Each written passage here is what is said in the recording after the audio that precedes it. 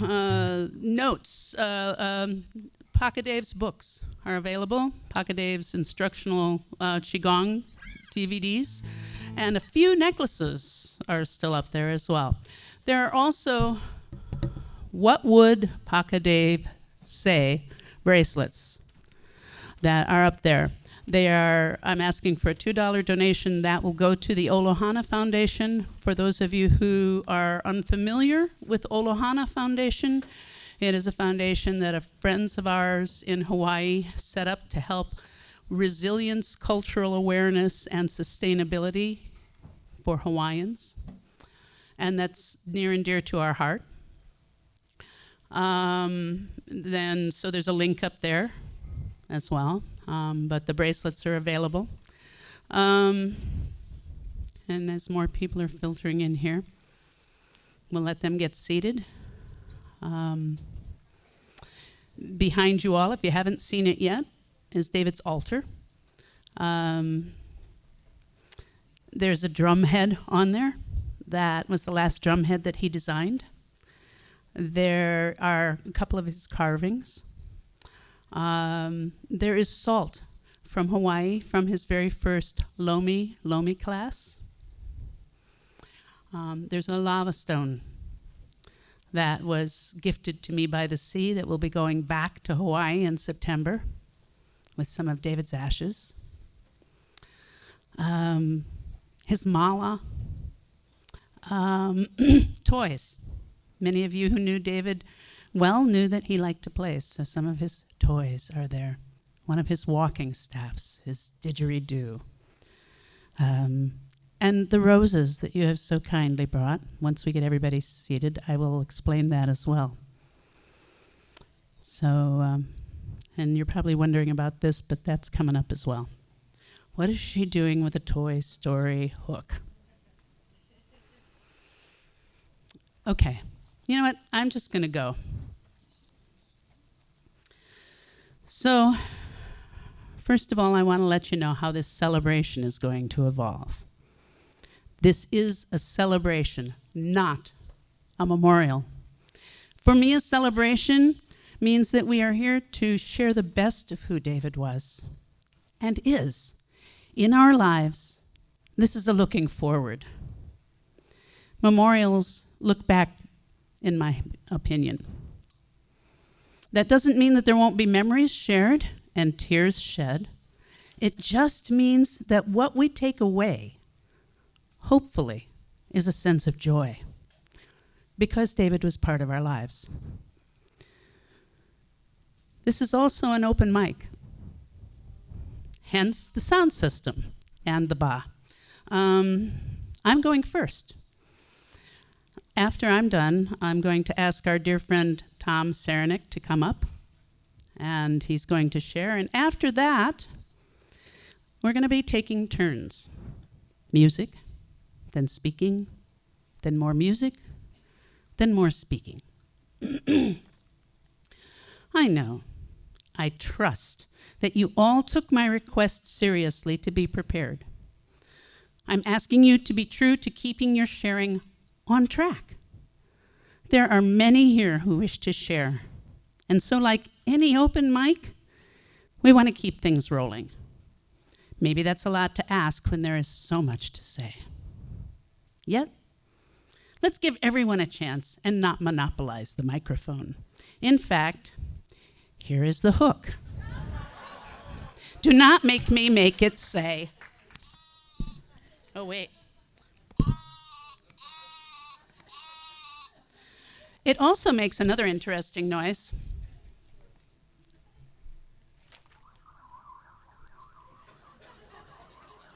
I don't plan on using that one on anybody.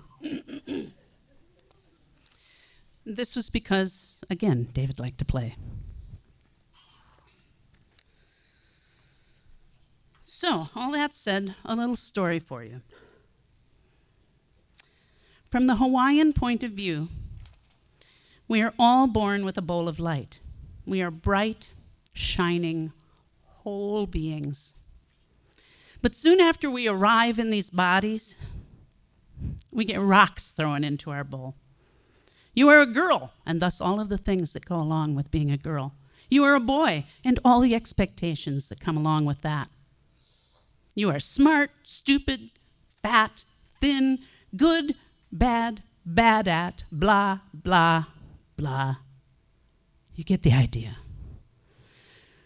And we even begin to pick up rocks of our own once we get an idea of what kind of rocks are supposed to go into our bowl. And pretty soon, that beautiful shining light that we were, it hardly shines out at all anymore. And so at the end of every day, the idea is to huli, to turn over that bowl and forgive ourselves and others. But we become so attached. Sometimes we look down on the ground after we've emptied that bowl out and we see a rock that our mother gave us. And we get sentimental about it. So we pick it up and we put it back in our bowl, along with other rocks. And so it goes on every day. The goal for me, and I can't always do it, is to forgive myself faster and faster. Huli my bowl more often, forgive faster, so that the light shines more often. I've heard it said in some traditions that we come into this world broken. I don't think so. I think we are already whole, already bowls of shining light. So huli your bowl right now, just for now. You can pick up whatever you want later, but just for now, just for today, empty those bowls and become the brilliant light that you already are. Now we are ready.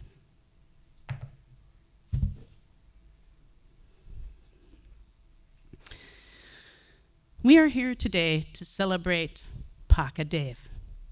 His granddaughter couldn't say grandpa, so he became Pahka. And later he used that pen name, Pahka Dave. He thought of himself that way, but to me he was always David. David left this plane of earthly existence on May 22nd. I know that in my heart. He left too soon, according to me and many others, but apparently in the right time for him. He left behind his parents, Ray and Frankie Cowan, his brothers, Mark and Tim, a sister, Lori, his nieces, Elizabeth, Taylor, Kristen, Leslie, Alana, Sydney, a nephew, Cody, great nieces, Emmy and Maddie. And there are others, including an aunt and uncle and cousins. His sons, Ben, Jeremy, and Joshua. Their wives, Chelsea, Marlena, and Patty. Their children, Declan, Lily, and Evelyn, Isabel and Elijah, Isaac, Noah, and Caleb, and me. We are the family that is true. But all of you here too, because somehow David impacted your life in some way, directly or indirectly. In many ways, David and I believe in the Hawaiian concept of ohana, of family. And family doesn't just mean bloodline. It means those who lift you up when you are hurting, who share food and spirit with you, who make music with you, who teach you, who learn from you, who talk about God with you, however you may imagine that. There may be some who say that the only family who count at the time of a death is the biological family. I believe that is not true. You are all family now, today, here in this moment, helping to celebrate him. You all matter very much. You are the family that keep David and his legacy alive. each and every one of you holds a piece of who David was. Let that sink in. Each one of you here, in some way, holds a piece of who David was, wearing a bag of bones that we call bodies. And while I lived with him, and while I miss his presence every day so much, you all can help keep him alive on your lips and in your hearts, and by living from your own highest integrity. That is what David would want for you. David Cowan, RN, CNMT, CLT, HNC, LMT. Lots of letters there, and they still cannot encompass all that David was. These letters are an alphabet soup we use in our world to express some mastery, some level of attainment and skill, to say that we are qualified to do whatever those letters say we are trained to do. What I know is that those letters could never define David. There were no letters to string out behind his name that could express who he became and how he could, with a touch, help someone release what needed releasing. How with a few words, or no words, he could ease a suffering by speaking to it, or by bringing silliness to it. We do tend to take ourselves too seriously, don't we? He knew that, so he invited play. Let me tell you a few things about David. He was born in Oakland, California, and lived there till he was 14 and landed in the Midwest. He was a father to 2 children, ripped from him for 7 years through divorce. Only one of them came back to him, and he is my son as much as either of my biological children. David carried that hurt faithfully. He feared that if he did not, it would mean that he didn't care, when nothing could have been farther from the truth.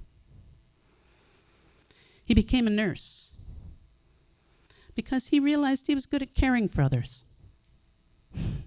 He worked orthopedic and heart step-down and home care and eventually hospice. And then he became a certified neuromuscular therapist, certified holistic nurse, and lymphedema therapist, and Chi Gong teacher, and Lomi Lomi therapist, and he taught what he had learned. He learned to read people's bodies. I know there are many of you out there today who experience this. He learned to read where their pain was, where the hurts beyond the body lay. And he used humor and a gentle nudge to speak to them of that truth that he could feel when he touched them. Hundreds and hundreds of people came to see him, first at the hospital where they created a department around his skills, and later at our home. He wrestled his demons.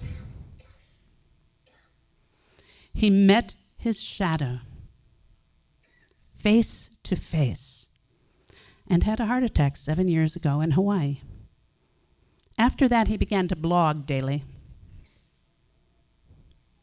His Chi Gong therapy blog page has over 7,000 followers around the world. He wrote a book based on many of those posts. It is here today. He was a Chi Gong teacher.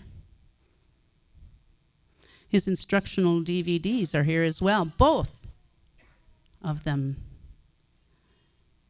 videoed in Hawaii. May we get you some water, who is ever coughing? May we get you some water?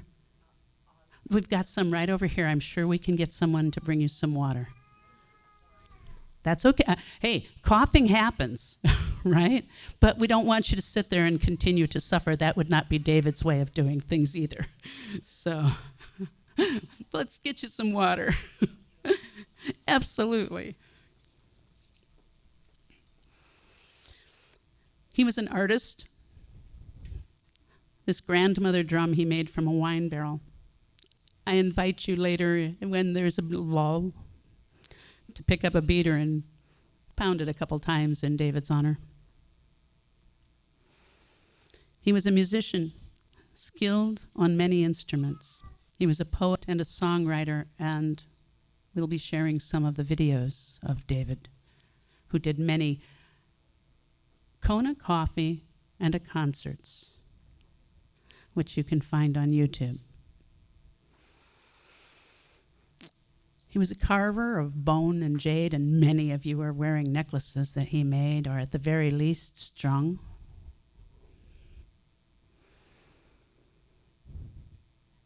He maintained a childlike quality that engaged. He juggled. He balanced on a bongo board. I thought about bringing that today, but didn't. I didn't want anybody to fall down. He knew more about world religions than anyone I have ever met. So consequently, he was irreverent. And you all, the ones that are chuckling, y'all know exactly what I'm talking about. He made people laugh. Here's something I bet you didn't know. He was basically antisocial and thought people were a problem. And he loved them anyway, one at a time. He was kind when others were not. Maybe because he had been unkind to himself too many times. He gave and gave and gave and gave. And then he gave more. Just a show of hands, how many of you out there had a gift from David that he gave you? Yeah, take a look, because he just gave. He helped many, many, many people, and his words and songs are still doing so. He was, in case you didn't hear me say this before, the heart of my heart. He was my best friend, and my lover, and a companion, and a witness to me and my triumphs and my follies, just as I was a witness for him. Some part of me still doesn't want to believe that he won't be coming home again. The good and the beautiful and the pain and the changes we went through for almost 30 years was the most profound relationship I have ever experienced. And what I want you to know, what I know to be true, is that he was one hell of a spectacular spirit in this world. And it took a lot of falling down to rise the way he did. And I hope others are able to find their own way, helped by the work that he did, the words that he wrote, the songs that he sang, the touch and gently loving ways he used to help others towards healing. I miss him so. He mana o ke aloha, ka ipo le manu, he manu ku'u hoa, e noho mai, I hale aina. My thoughts drift to my love. He is not gone. He has become the birds all around us. I hear his voice all around as I sit in my sacred garden. I'm going to sing a song for you, and then Tom's going to come up.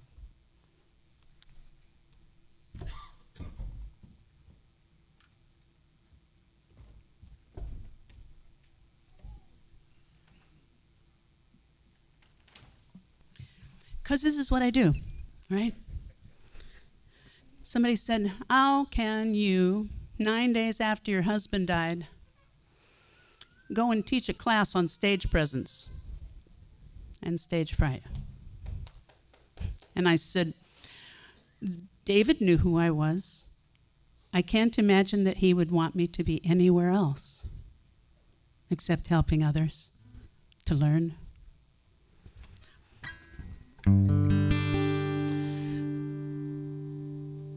And especially today, to remember to live each and every minute.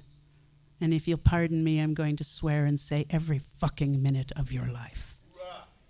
Every fucking minute of your life. Don't let it go. Hoolie that bowl as quick as you can.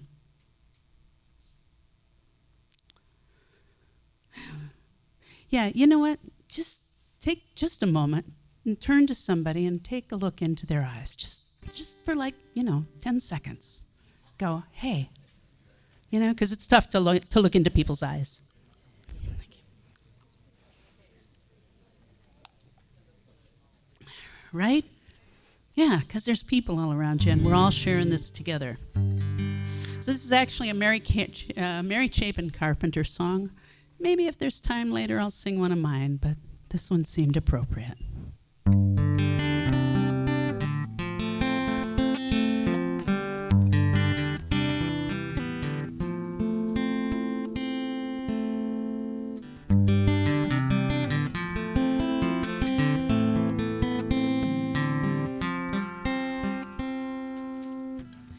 In this world, there's a whole lot of trouble, baby. In this world, there's a whole lot of pain.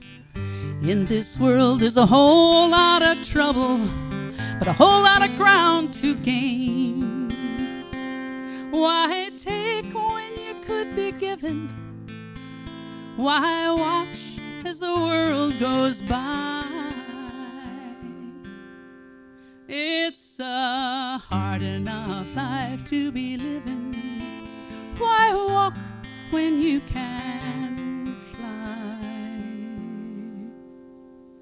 In this world, there's a whole lot of sorrow, baby.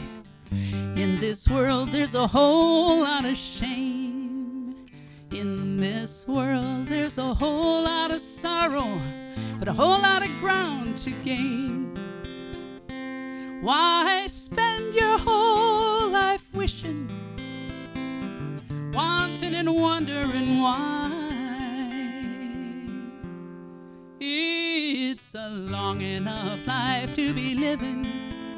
Why walk when you can climb?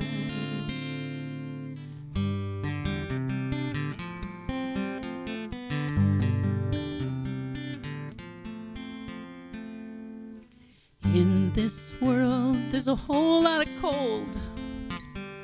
In this world, there's a whole lot of blame. In this world, you've a soul for a compass and a heart for a pair of wings. There's a star on the far horizon, rising high in an azure sky. For the rest of the time that you're given, why walk when you can fly? Why walk when you can fly?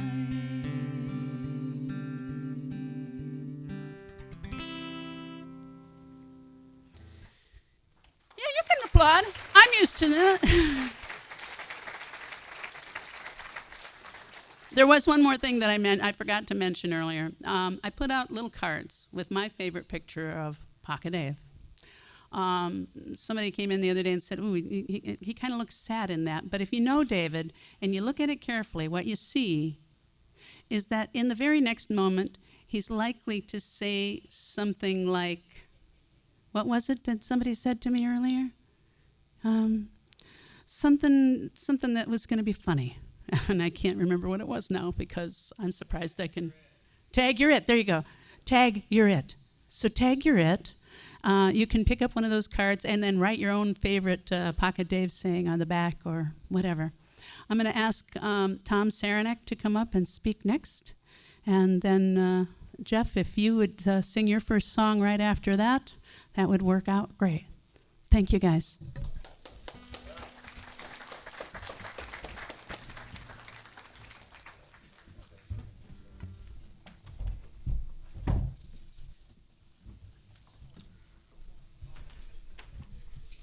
Hi, my name's Tom, as you know, and back in 18, and I'm not that old. I'm only 52.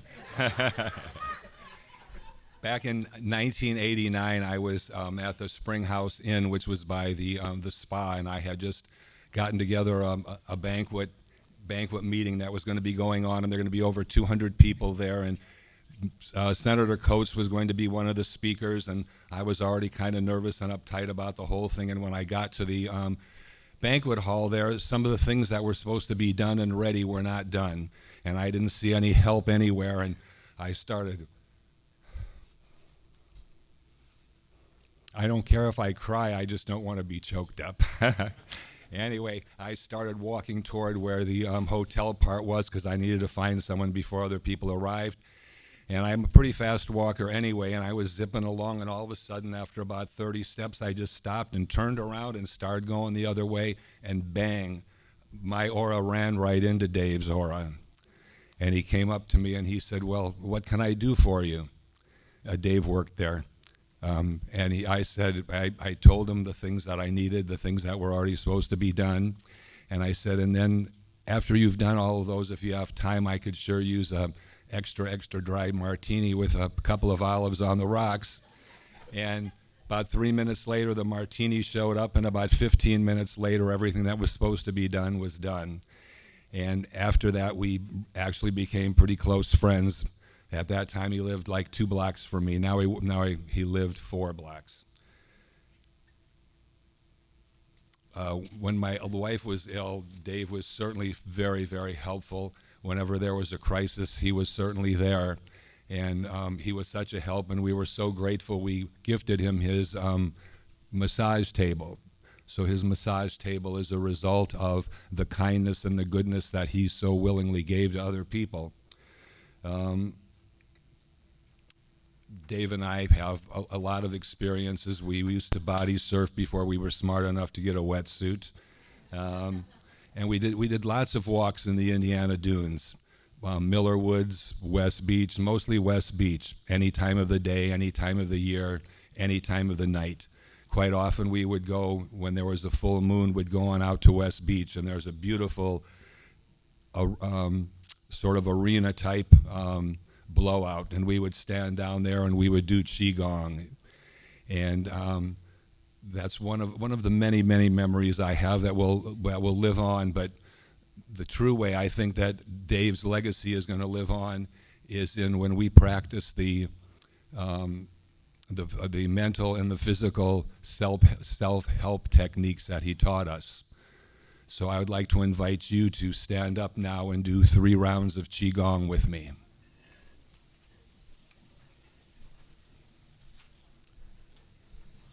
Put your feet about shoulder width apart. Slightly bend your knees. Tuck your tail in just a little. Relax your muscles. Don't forget to breathe while we're doing this. And then you can slightly close your eyes. And then imagine your energy going down through your shoes and down through the floor and down into the earth and down out to the other side of the earth. And through your head, the same thing is happening with the energy going up into the sky and into the universe. Now, make sure that remembering to keep your knees slightly bent. Take your hands right now and turn them out. And then let's begin to scoop up the universal energy, the universal chi that's all around us and always is around us. And now face your hands down and slowly press that chi down as you exhale. Through your head, down through your chest, through your abdomen, through your hips, and if you can, continue on down to your feet, or as far as you can or care to go. And then turn your hands out again and slowly lift the chi up again, lifting up the chi of all the plants and animals and all the people who ever lived on the earth and those still living, capturing all of that. And let's all carefully push it back down again and feel it as it goes through your brain and clearing out your eyes and your sinus and your throat, going through your lungs, through your vital organs and down through your pelvis, and again all the way down to your feet. And now let's scoop the universal chi again, and as you do that, focus on the universal chi that Dave has left up there for us and for so many others. And now bring it on down and slowly push it through your body. Stop right there and let's go up one more time. Put your hands together, take a big stretch, and then bring your hands down to the praying position. And I say to you, Namaste.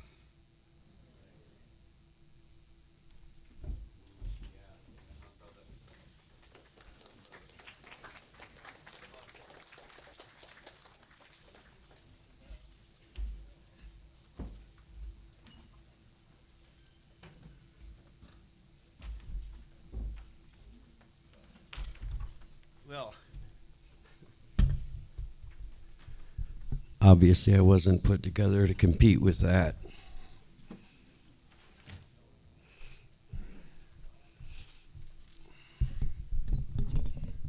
I made a couple records with David.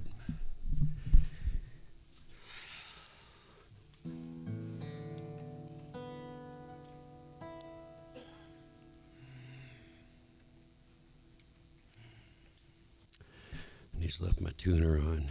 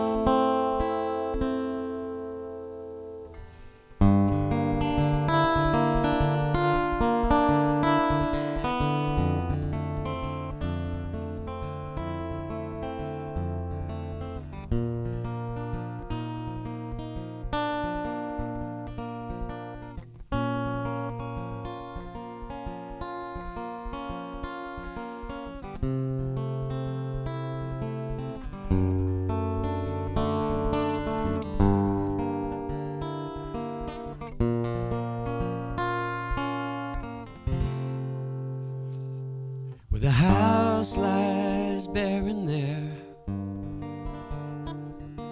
The cool, defiant calm pervades the air. And I couldn't keep from losing you. And now I'm scattered everywhere. My lover came down the wind. My lover came down the stair. My lover ran down the road and left me standing there, removed and so aloof. I know I've had it with my youth, and I've had it with my happiness. If you really want the truth, these hands are all that I have to have since I found the time to find the line was mine to grab. And it's really not so bad. These seeds of intrigue are growing next to me. I breathe and I bleed, but I can't feel a thing. She knows. that she will be missed. There ain't no sunshine after this.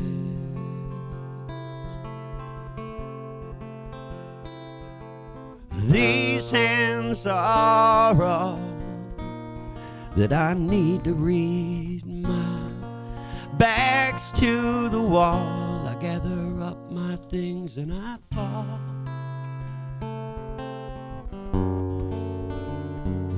from the streets of Garrison.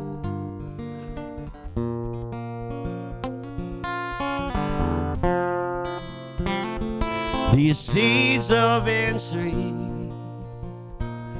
are growing next to me. I breathe and I bleed, but I can feel the things she knows, that she will be missed. There ain't no sunshine after this. I love you, David.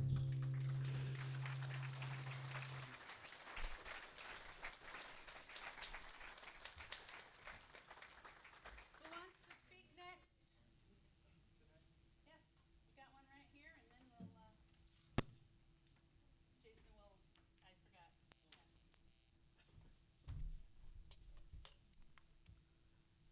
My name is Ken Maynor. I think I'm one of David. You want to be a lot closer to that mic. Ken. Okay, alrighty, we'll do. Let's get that out of there if we don't need it. This? The stool, yeah. Okay. Perfect. I ran open mics for years. You're all right.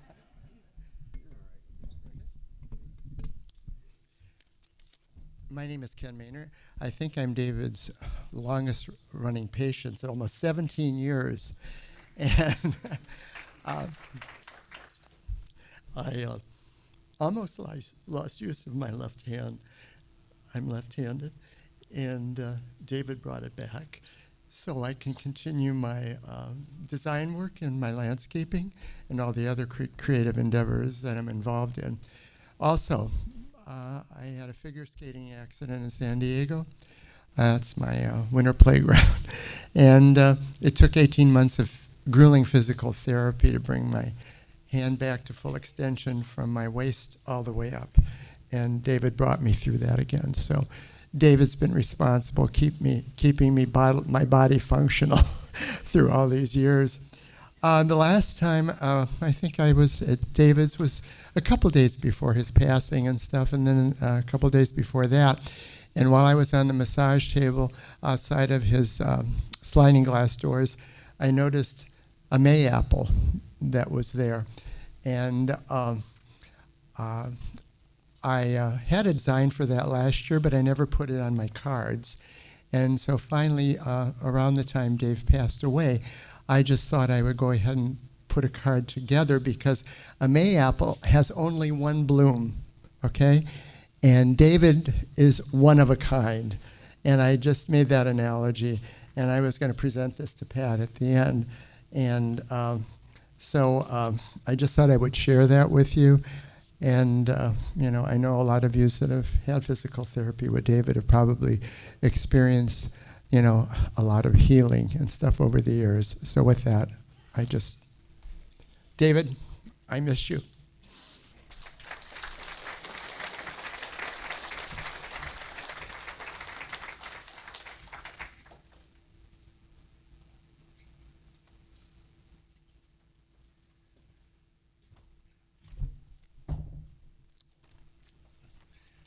Dave gave me this shirt.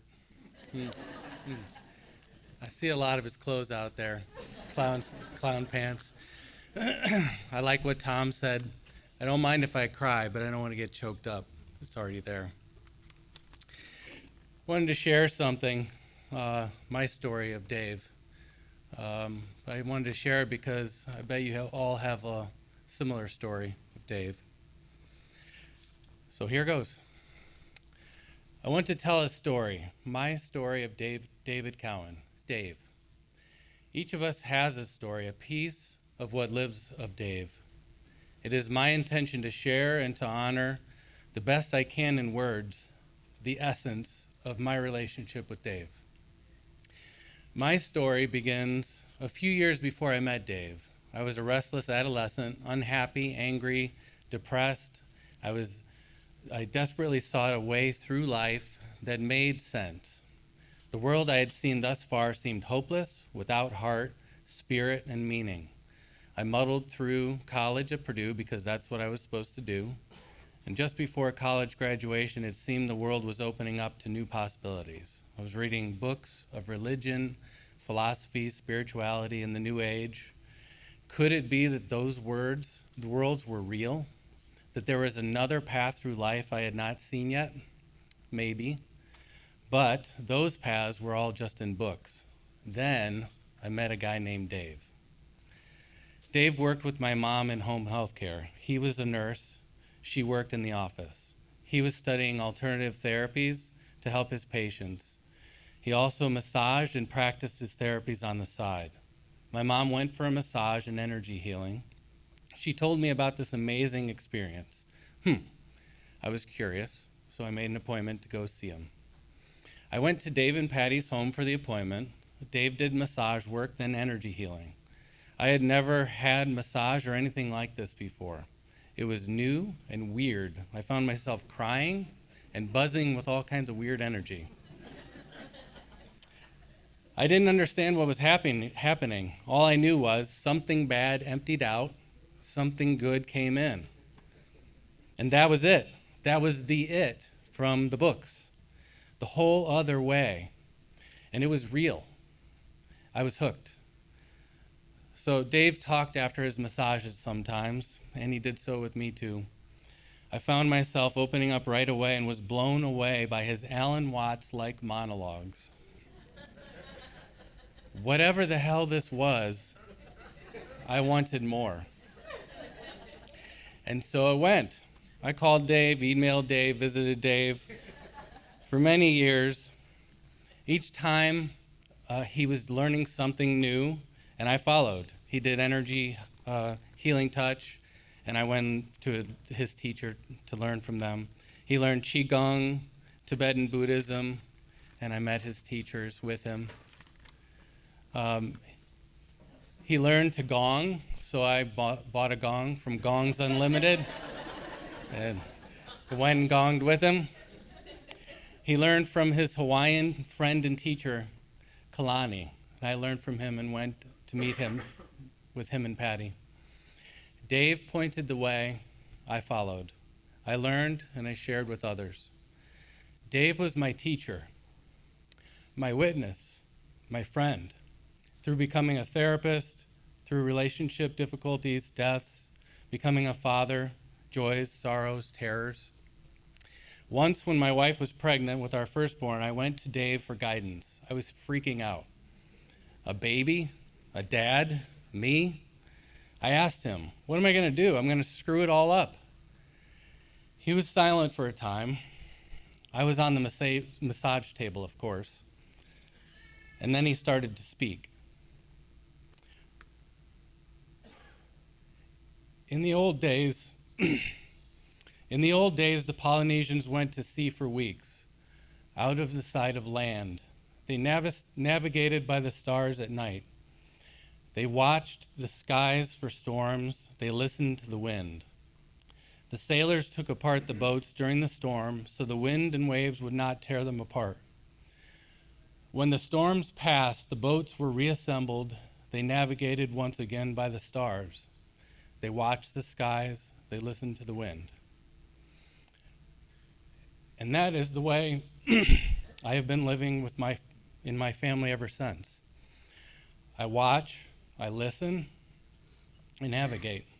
Storms come and go. The words were true. So many of his words were true. And they live in myself, my family, and all of you. In recent years, I told Dave I was sorry I put him on this pedestal. That out of my own need for guidance, I took advantage of him and saw him as teacher, guide, guru, instead of just Dave. I told him I was sorry if that was using him for my own unmet needs. And he told me it was okay, it wasn't like that. He told me stories of his mentors and how they helped him find his path, and how it served him to be my friend, my mentor, and my spiritual big brother. And he told me all that just this last year. I can't list all the ways Dave is a part of me. The depth and breadth cannot be captured in words.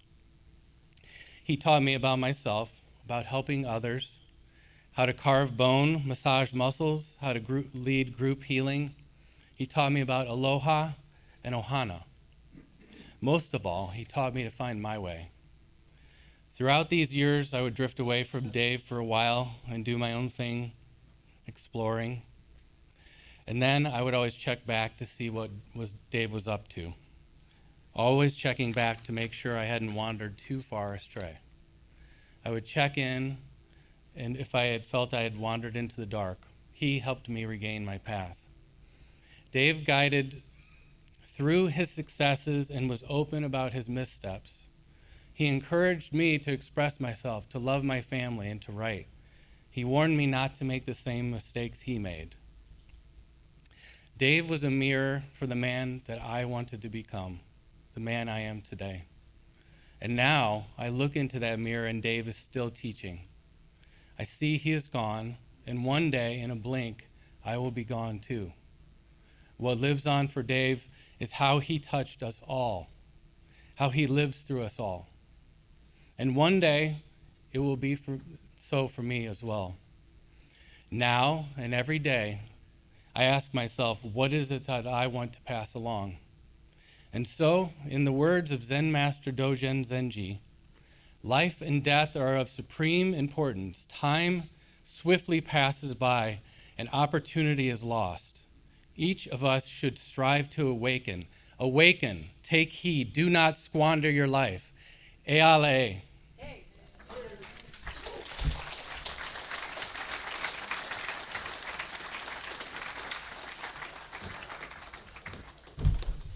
So I know there's got to be somebody who wants to do some music. While you guys are deciding who's going to sing next, a couple of things. Eric Spruth, are you already set up with the hennas and that? Yes, okay. Particularly for my grandchildren who may want to get some henna designs based on some of David's design, Eric Spruth, who's right back there waving at y'all, is going to do hennas. So why don't you kids go and get yourself some hennas. Eala and aloha. Aloha, we think means hello, goodbye, I love you, and all that wonderful stuff because of the things we've been told about Hawaii. Aloha is actually two words. Alo is what is in front of you. It could be the door of your house. But it is whatever is in front of you. So when two people meet, we are alo. We are in front of one another. Ha is the breath of the divine. So when we say aloha, what we mean is the first thing that comes between you and me is the breath of the divine. We both have that. We both share that. So it's not hello, goodbye, I love you. It is all of those things, but it is so much more. Eala e. Eala e is part of a chant to the sun. Because when the first Hawaiians, the Hu people, H-U, came, were on the islands, then the Tahitians and the Samoans came, and they were all sacrificial clans. They thought that in order to make the sun come up tomorrow morning, they had to kill somebody. The Hu said, come here, come here. Stand on this shore before the sun rises. Stand with us. Eala e. There in the east is the sun. It is going to rise up over the horizon. It is going to reach up into the highest part of the sky and shine down into the deepest part of the sea. It is going to set over that mountain over there, and tomorrow morning, if you come and stand here before dawn, there in the east will be the sun. This is the way. Eala e. The only thing that happens, the only thing that could have happened, is what happens. When we argue with that, then we suffer. So my mantra for the last 7 weeks is Awe, A-U-W-E, which is this is the pain of it. And Eala e, this is the way of it. Awe, this is the pain. A-L-A. This is the way. So, for those of you who are standing up, there are a few seats around here, so please don't feel like you can't come and find a seat. There's some seats up front here. I won't give anybody a hard time for coming and finding a place to seat if you want. All right, who's ready to go on stage? Mr. John Dorado. What I will tell you, for those of you who don't know, that John Dorado actually introduced David and I at the Court Restaurant. Don't steal my thunder. I cannot guarantee that. I am on stage. So John Dorado introduced us in 1989. All right, John, it's all yours. Thank you, sweetie. Hey. I will. All right. Thank you. I'm done. Hey, who dat? Oh, you mean the brightest spot in the room? That's Patti Schaffner. Oh, what's her story? Well, man, she's coming off of a bad relationship, kinda. I mean, I think he thought it was a relationship, but I know she didn't. So you should check that out.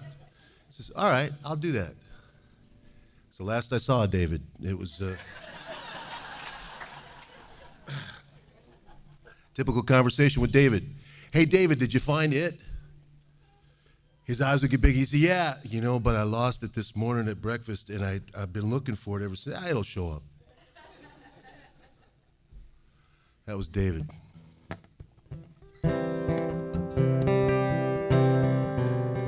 Always playing.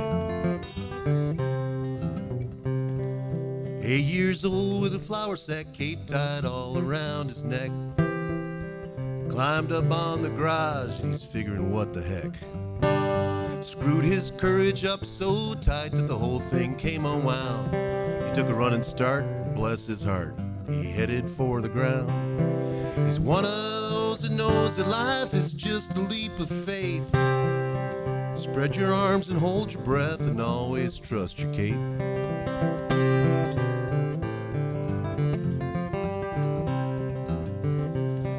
All grown up with a flour sack, cape tied all around his dreams. He's full of piss and vinegar, and he's busting at the seams. Licked his finger and he checked the wind, it's gonna be do or die. Wasn't scared of nothing, boys. He was pretty sure he could fly. Yeah, he's one of those that knows that life is just a leap of faith. Spread your arms and hold your breath and always trust your cape.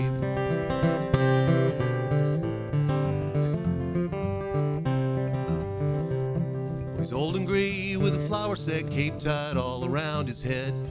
He's still jumping off the garage, and he will be till he's dead. All these years the people said he's acting like a kid. They did not know he could not fly, and so he did. One of those that knows that life is just a leap of faith.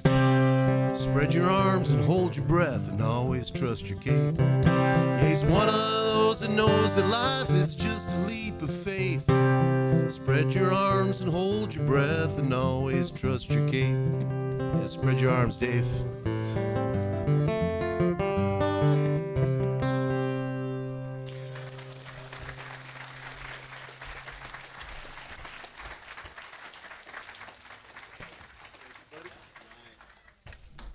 How did you know, John? That's one of my favorite songs. Well, because you're a songwriter.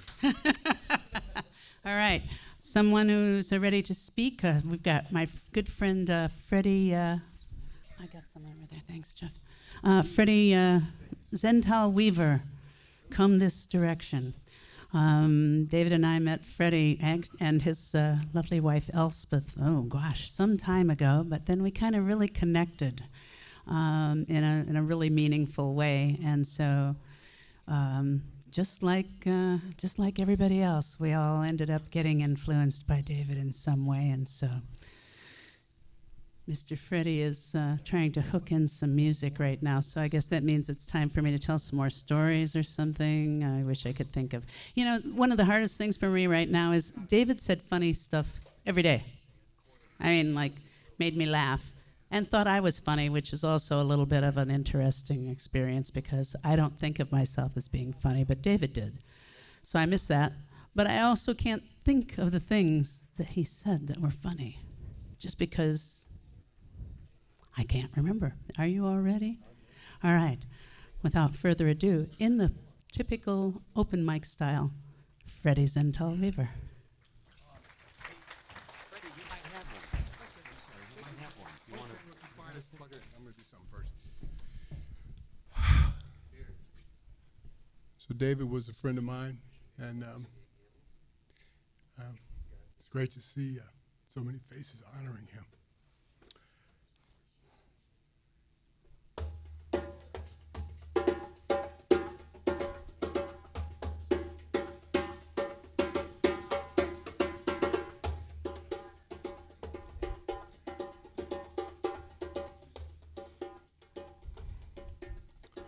If on a mountain I could stand and see below the roads where I have been,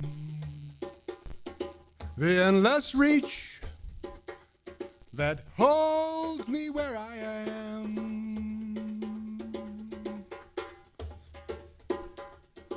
could I see what I could never find?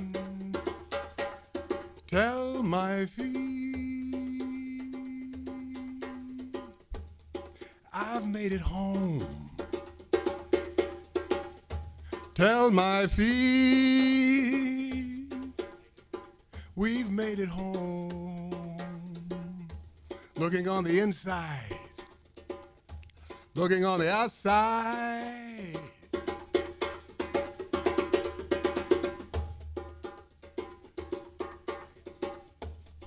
If I could walk along the shores and hear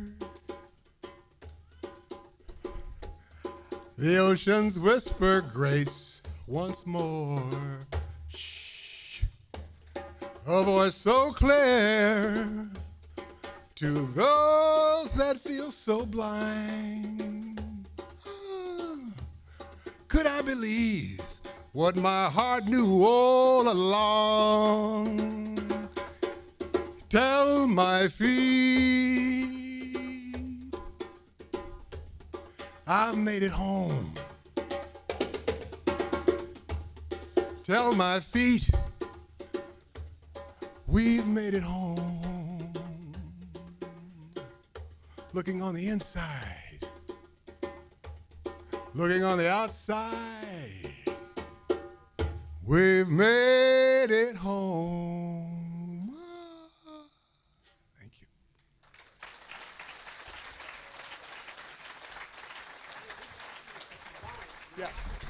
Yeah, I do. Okay. I do. What, can I share one thing? Yeah, I do. I have more to say, just a little bit, and then because I know there's so many wonderful hearts here to honor Dave, and so Dave was always full of surprises, you know, and he surprised us again. Bye. And it's a wake-up call for all of us, you know. It's like for me to honor Dave is for me to live my life fully and to enjoy the sunshine when I recognize it. So I want to share a meditation with all of you, that you go out and we all honor Dave in our lives in this time that we have. It's called a possibility meditation. And it goes like this. You just sit as you are. Your eyes can be open, closed, or soft focus. And just drop into your belly breath. So feel your belly extend as you inhale through your nose into your trachea, lungs, and extend the belly. And then exhale back up and out. And just for a few moments, letting your thoughts come, letting your thoughts go. Bring your awareness to the rise and fall of your belly. Just breathing, letting your thoughts come, letting your thoughts go. Feeling the rise of your belly as you inhale, and the flattening of your belly as you exhale. Just being here now. A few moments to just breathe and be.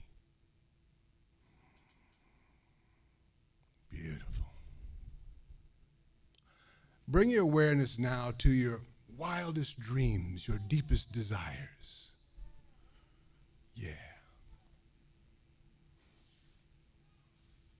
Allowing yourself to feel into that as a possibility. Letting go of any ambivalence or if, ands, or buts. Just letting all that fly out the window over the horizon. Stay connected to your belly breath. And allow yourself to dream for a few moments. Feel into that feeling. Breathe into that feeling. Yes, that's it. And remember that feeling. We're all lights, and this is our time to dance. Thank you.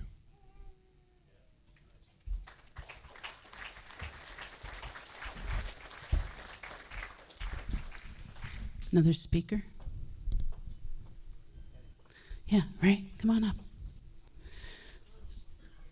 So this is David's father, Ray Cowan.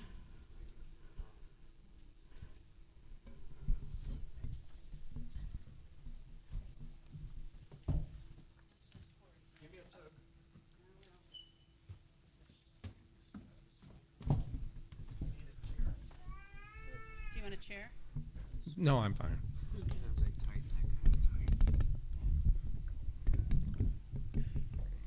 I'm just going to stay up here. Well, Patti stole my opening line. I was going to tell you who I was. My wife's sitting in the audience. We got married in 1956. I was still going to college. And when I graduated, went to work in June of 1957. Medical insurance, which we'd never had before, was going to start immediately as of July 1st. But in the case of pregnancy, the baby had to be born 10 months later. And David arrived on May 1st, exactly 10 months later. My job with my first company was production planning.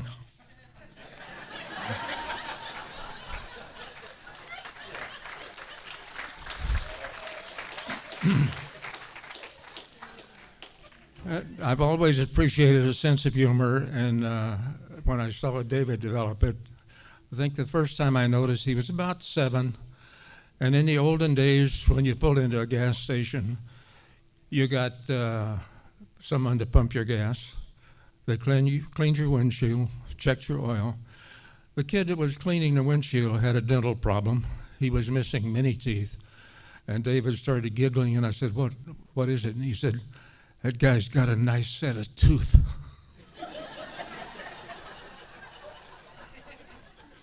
And David had an interest in music. About age 10, he decided he wanted a drum set. And I said, well, if you come up with half of the money, then I'll put up the rest of it. I expected maybe he would want to do some extra chores or something, or maybe even get a paper route or something. Instead, he went to 2 grandmothers and came up with his money.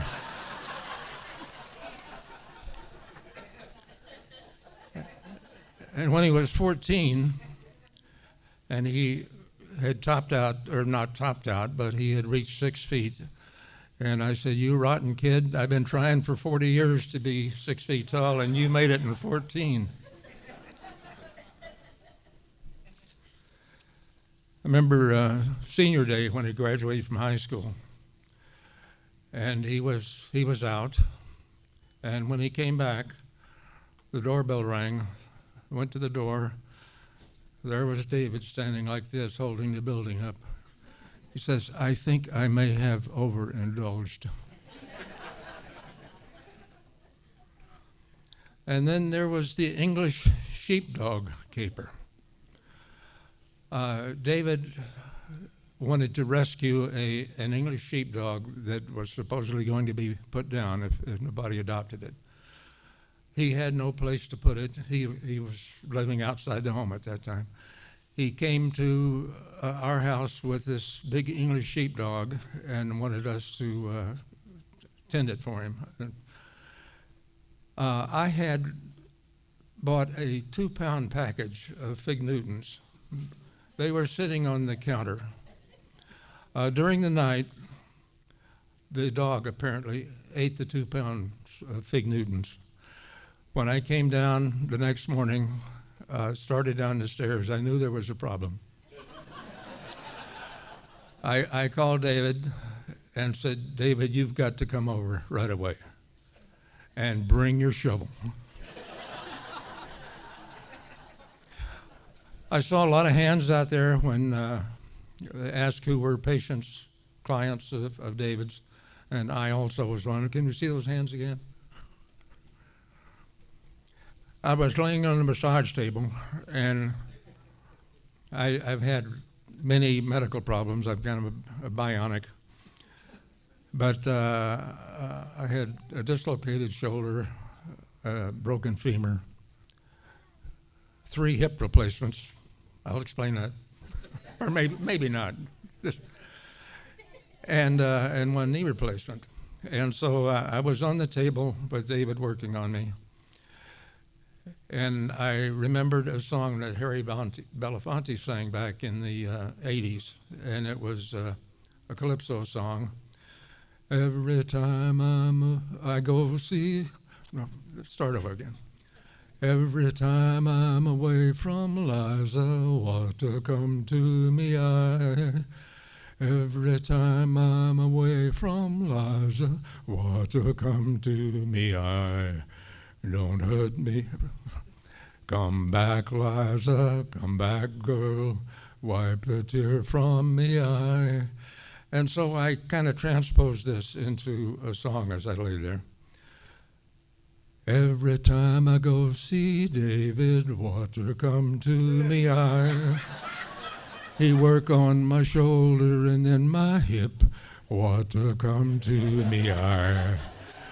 Don't hurt me, David, don't hurt your dad, water come to me eye. Don't hurt me, David, don't hurt your dad, water come to me eye. Thank you.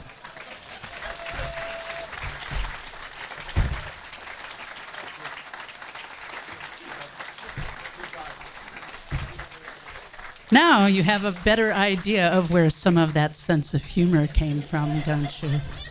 Thank you, Ray. Okay, is there someone who wants to sing right now? Oh, yeah, here we go. All right. Now you get another treat. 2 of the people who also share that sense of humor. My brothers-in-law, Mark in yellow and Tim in blue. So they're going to sing a song for you. I'm kind of digging setting up stage. I'm not distracting any you guys, are you? Okay, cool. I feel kind of like the queen. You know, it's I'll be the queen of today's court. So you all ready, Mr.? All right.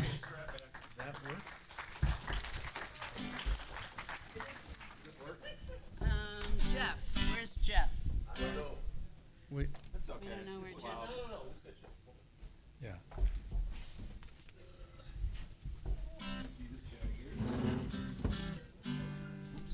Let's get the microphone in there. Hang on. What did I do? During the technical difficulties, which, you know, and you cannot have any kind of event with sound systems that don't include a little bit of gremlins or necessary adjustments. The roses that you all brought. When David and I first met, one of the things that he did was he would bring me red roses. My boss, who I retired from the office a couple of years ago, he sent me a memory just a few weeks ago, and he said, and I had forgotten about this.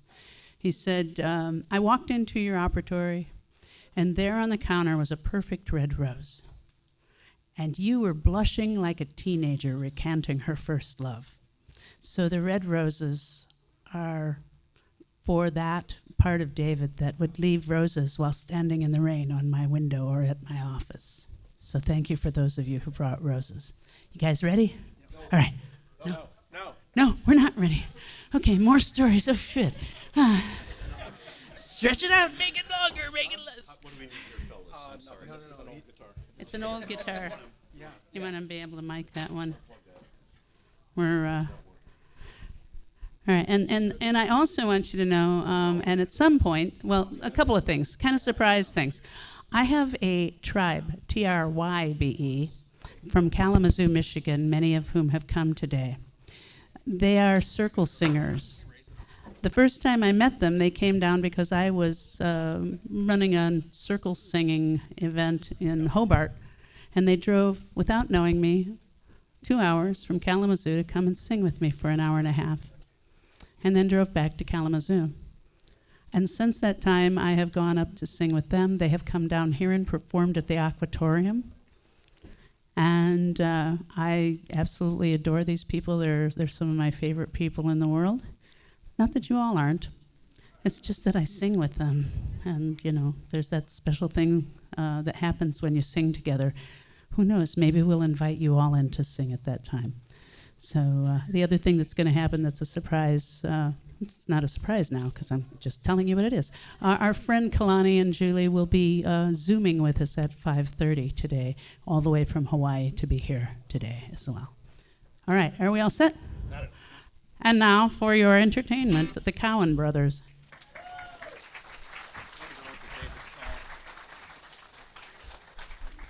Well, first of all, we are the sons of Shecky Ray Cowan. And this is David's little brother, and I'm David's littlest little brother. And I say that we used to tease David that he, being the firstborn, and he had all the newness and the shininess being the first kid. And so my father years ago found old movies that he'd taken as when the family was young, and there was David, and there was David's ocean, and there was David's house, and there was David's dog, and there was so we became David's brothers and David's sister, and you know. But this is a. It's funny when you're listening to everybody who more recently encountered David and all the wisdom from all the searching that he'd done. But you know, we knew him as the brother to try not to emulate, or we'd get in trouble. I failed. Mark failed, yeah. All right, so this is one of David's songs. I think he wrote this in the 80s. I remember him playing it for me and my parents one time, and so we thought we'd try it out here.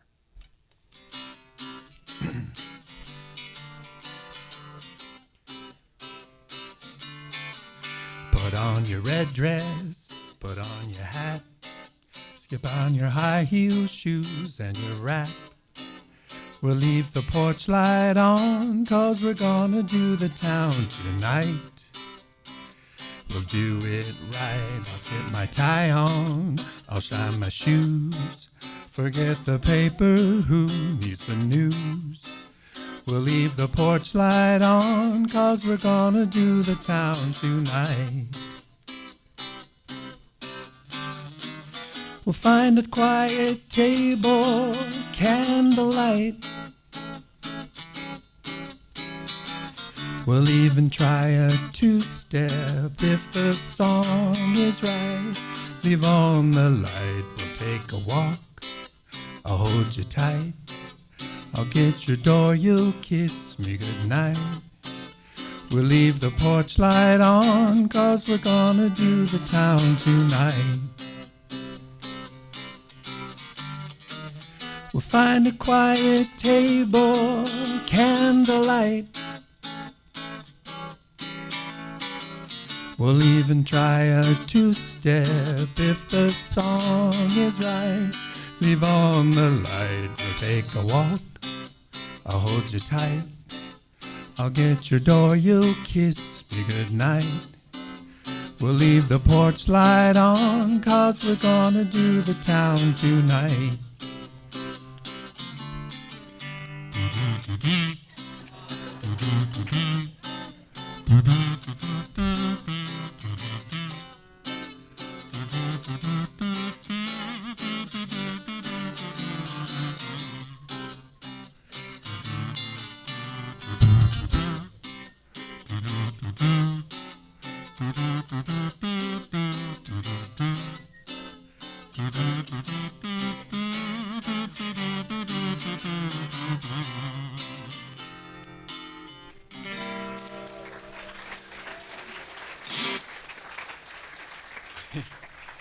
Wait, it's not done yet.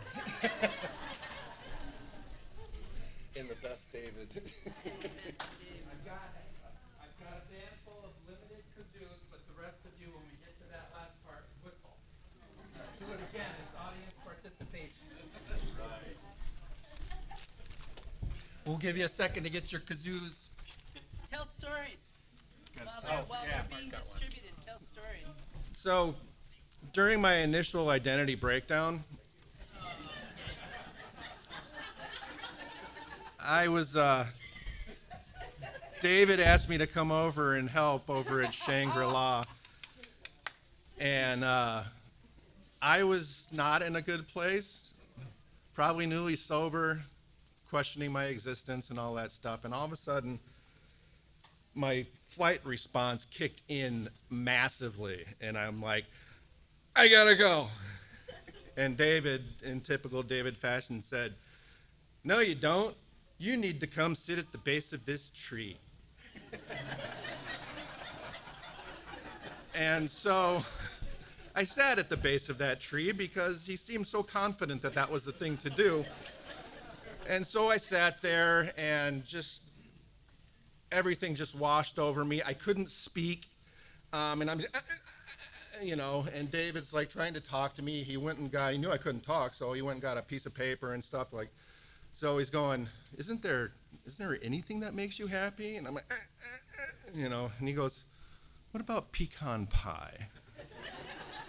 And that was all it took, and I just started laughing and then just realized that I was just being way too serious and all that stuff. But that just kind of encapsulates for me, it's typical David fashion, When in doubt, how about a piece of pecan pie?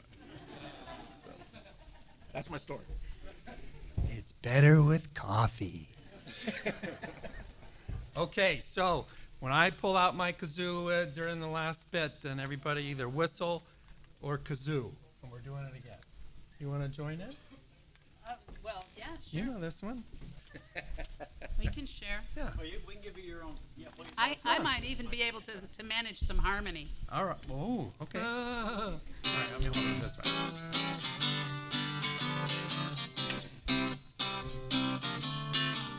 Put on your red dress, put on your hat, slip on your high heel shoes and your rat. We'll leave the porch light on, 'cause we're gonna do the town tonight. We'll do it right. I'll get my tie on. I'll get my shoes. I'll get my shoes. Forget the paper. Who needs the news? Who needs the news? We'll leave the porch light on, 'cause we're gonna do the town tonight. We'll find a quiet table, candlelight. We'll even try a two-step if the song is right. Leave on the light, we'll take a walk. I'll hold you tight. You'll hold me tight. I'll get your door, you'll Get my kiss door, me I'll goodnight. kiss you goodnight. We'll leave the porch light on, 'cause we're gonna do the town tonight. We'll find a quiet table, candlelight. We'll even try a two-step if the song is right. Leave on the light, we'll take a walk. We'll take a I'll walk. hold you tight. You'll hold me tight. I'll get your door, you'll get my kiss door, me I'll goodnight. kiss you goodnight. We'll leave the porch light on, so we're gonna do the town tonight.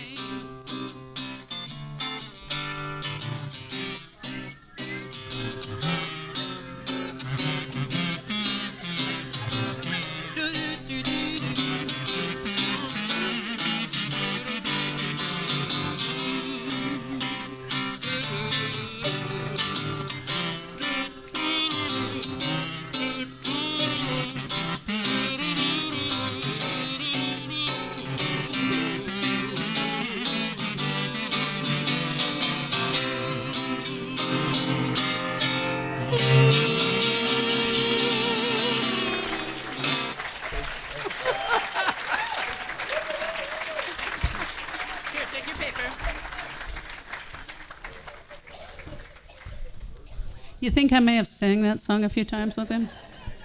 Okay. Do we have another speaker who wants to get up and speak? And if nobody volunteers in the next 20 seconds, I'm calling Greg. Oh, okay, good. I'm calling another Greg. Come on up, Greg.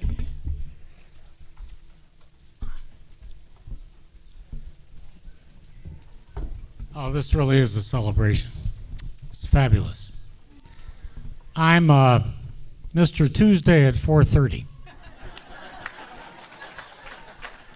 And the way I got to be that was 15 or 16 years ago.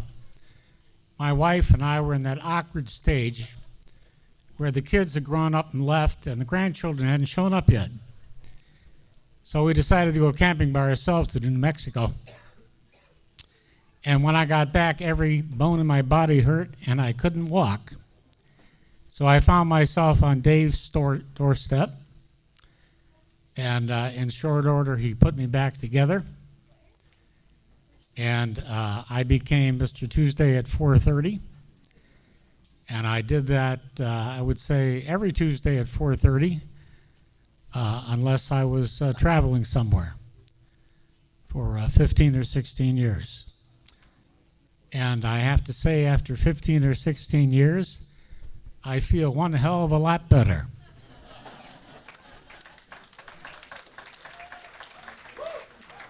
So thank you very much, David and Patti.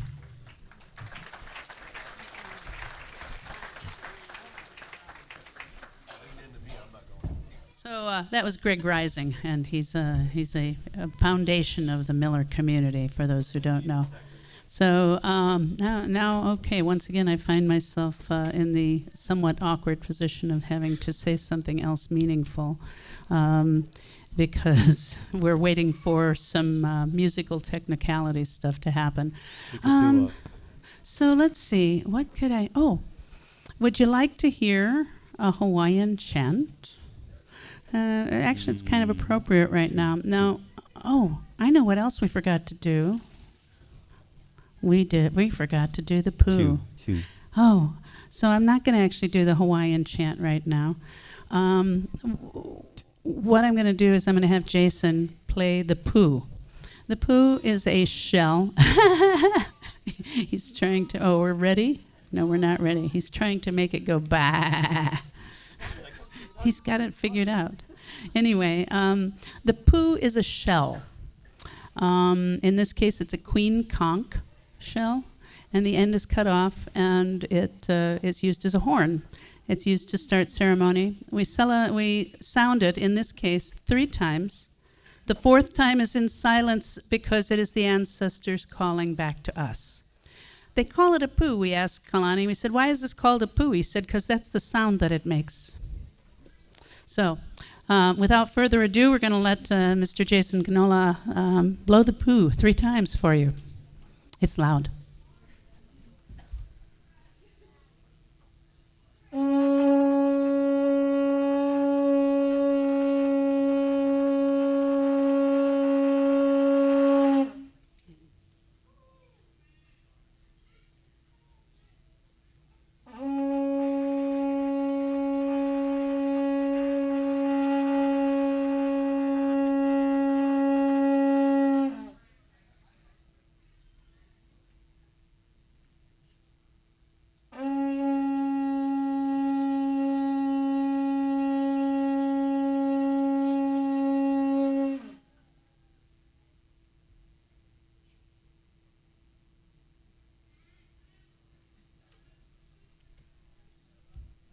And so it comes back to us. Are you guys all ready? All right. The next folks who are going to take the stage are Mike and Karen O'Regan. And I've known Karen again since the court days. And in fact, she actually fiddled for the wedding that David and I had back in August of 1992. So Mike and Karen.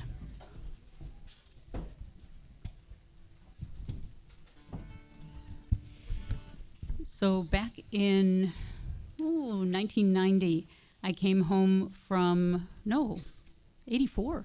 I came home from a year abroad in France, and I had been playing a lot of music while I was over there, but I was still, well underage and stuff. But my parents were saying, there's this open mic night on Tuesdays down at the court, and it's really good. And there's this woman, my goodness, you need to see her sing. She's just fantastic. And my dad said, she's really sexy. And it was my first introduction to getting to play in that kind of a setting, and it was such a welcoming situation. I got to make good friends and learn tunes and songs and get a chance to give it a try. So not long after you guys were married was when I met Mike, and they were at our wedding. And there's a picture out there of Dave. We didn't have a band and dancing at our wedding because that's not us, but we had a session, and there's a picture of us at the session, and Dave has got his didgeridoo, as you would at an Irish session, right?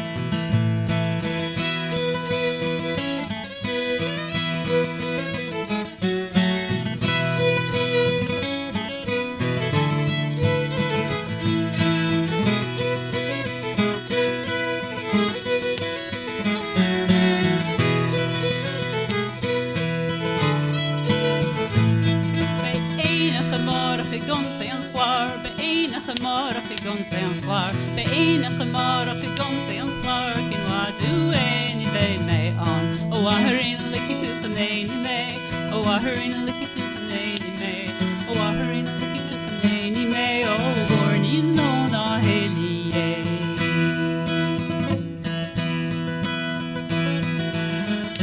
Kneel to a death, no a handshake foes. Kneel to a death, no a handshake foes. Kneel to a death, no a handshake foes. No the bait to tree, take bait to more. A waharin licky to the nanny may, oh, a waharin licky to the nanny may, a waharin licky to the nanny may, oh, warn you know na haley. Oh, Toming Raw, the Gracie Bro, Toming Raw, the Gracie Bro, Toming Raw, the Gracie Bro, no, the Gachmar, the lassie yard. Oh, waharin licky to the nanny may, oh, waharin licky to the nanny may, oh, waharin licky to the nanny may, warning no, no, haley.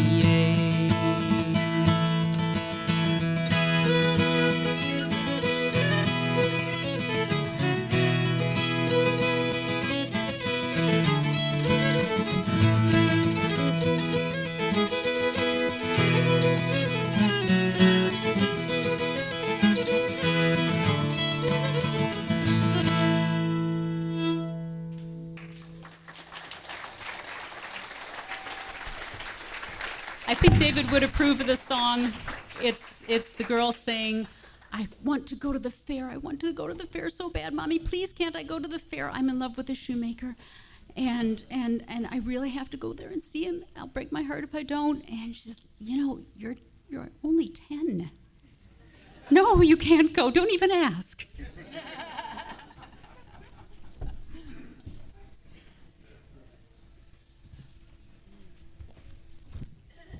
Greg Pantel, I know you are lurking somewhere.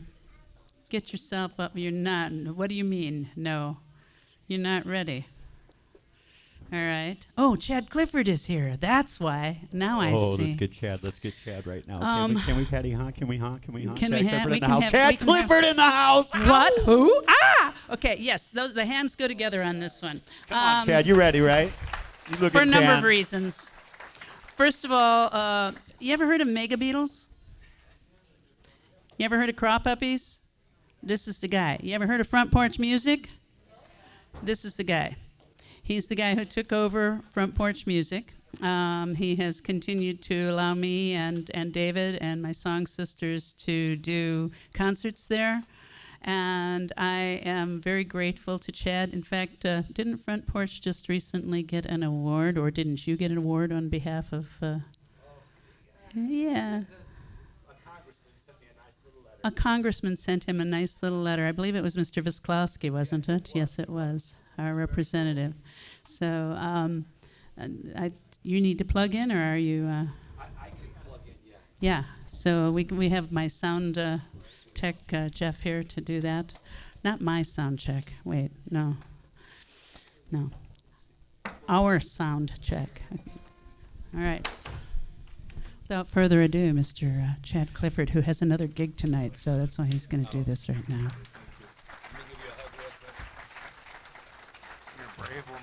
I'm proud of you. And as you can see, he's wearing a pico. Oh, yes. Are you on, Chad? Yeah, I don't have any volume, so.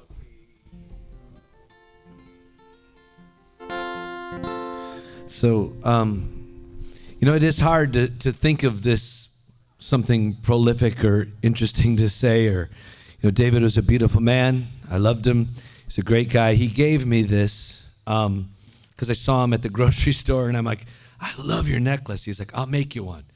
So he did, and I've been wearing it a lot lately. And I kind of posted something. I was at a big event and playing on stage, and it was the news about David's passing had kind of come through, and I wore it the whole weekend, and while I'm playing, it kept kind of hitting me in the chest, and I kind of made that my little way of reminding me that, I'm here, I'm alive, and I'm going to get every minute out of this life that I can get. And I think if there's a lesson to learn, that's what I took away from my meetings with David, is that we got limited amount of time and make every minute last. So this is a song called Out of My Control, which says a lot too. This is one of my songs.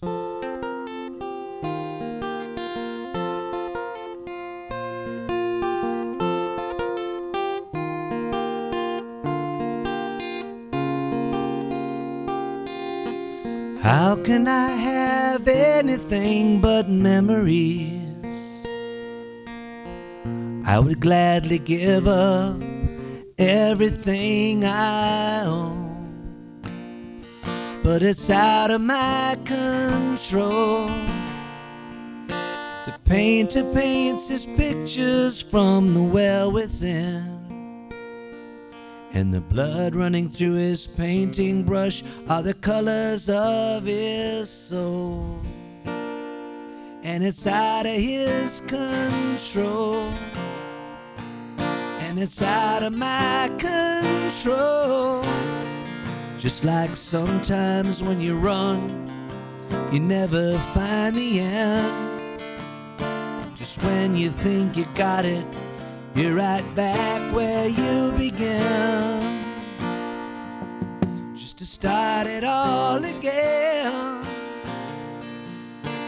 I received a message from the one I love. I didn't take the time to question it, 'cause it's something that I know. And I hate to be alone.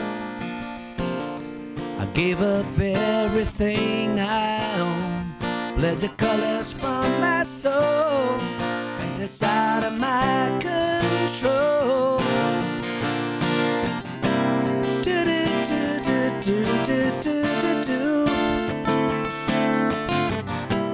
Na na na na na na na na na na na na. Just like sometimes when you try too hard, you just can't get it right. You do your best to try to keep a grip on your own life, but you held it way too tight, and you gave up all you own, bled the colors from your soul, and it's out of your control. Yeah.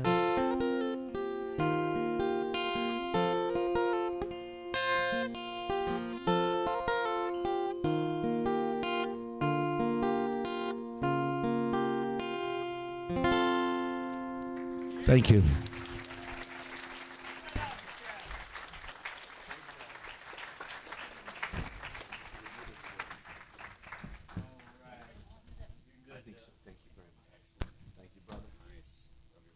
All right, now I'm going to try again. Mr. Greg Pantel, are you, you're saying no. You know you have to do this. Okay, so long as you know. All right, is there someone else who wants to speak? Because if, all right, I have, so yeah, we have tech people. We have Jeff and John who've been responsible for the sound, but the pictures and the projection is, and all of that tech is due to my son Jeremy, who's up here running this and put together the slideshow.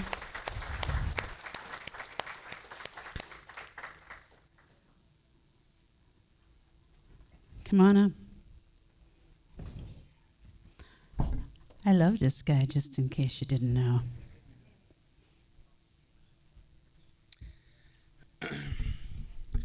So, 30-ish years ago, I was the eldest son of a single mother, and as you can imagine, was very protective. But David found a way to connect with me, and one of those ways was through a series of books, Hitchhiker's Guide to the Galaxy trilogy. I think it's up to 5 books, but it's a trilogy. The Hitchhiker's Guide to the Galaxy has a few things to say on the subject of towels. A towel, it says, is the most massively useful thing an interstellar hitchhiker can have. Partly, it has great practical value. You can wrap it around you for warmth as you bound across the cold moons of Jaglan Beta. You can lie on it on the brilliant marble-sanded beaches of Santraginus 5, inhaling the heady sea vapors. You can sleep under it beneath the stars, which shine so redly on the desert world of Krakafoon. Use it to sail a mini raft down the slow, heavy river Moth. Wet it for use in hand-to-hand combat. Wrap it round your head to ward off noxious fumes or to avoid the gaze of the ravenous bug-bladder beast of trawl. A mind-bogglingly stupid animal, it assumes that if you can't see it, it can't see you. Daft as a bush, but very ravenous. You can wave your towel in emergencies as a distress signal. And of course, dry yourself off with it if it still seems to be clean enough. More importantly, a towel has immense psychological value. For some reason, if a strag, a non-hitchhiker, discovers that a hitchhiker has his towel with him, he will automatically assume that he is also in possession of a toothbrush, washcloth, soap, tin of biscuits, flask, compass, map, ball of string, gnat spray, weather gear, spacesuit, etc., etc. Furthermore, the strag will then happily lend the hitchhiker any of these or a dozen other items that the hitchhiker might have accidentally lost. What the strag will think is that any man that can hitch the length and breadth of the galaxy, rough it, slum it, struggle against terrible odds, win through, and still know where his towel is clearly a man to be reckoned with. Hence, a phrase that has passed into hitchhiking slang, as in, "Hey, you sassed that hoopy Ford perfect?" There's a fruit who really knows where his towel is. Exactly. So, David, thank you, and so long for all. Did I just get it wrong? I did. Thanks, and so long, and thanks for all the fish. Man, that's because it wasn't on here. So long, David, and thank you for all the fish.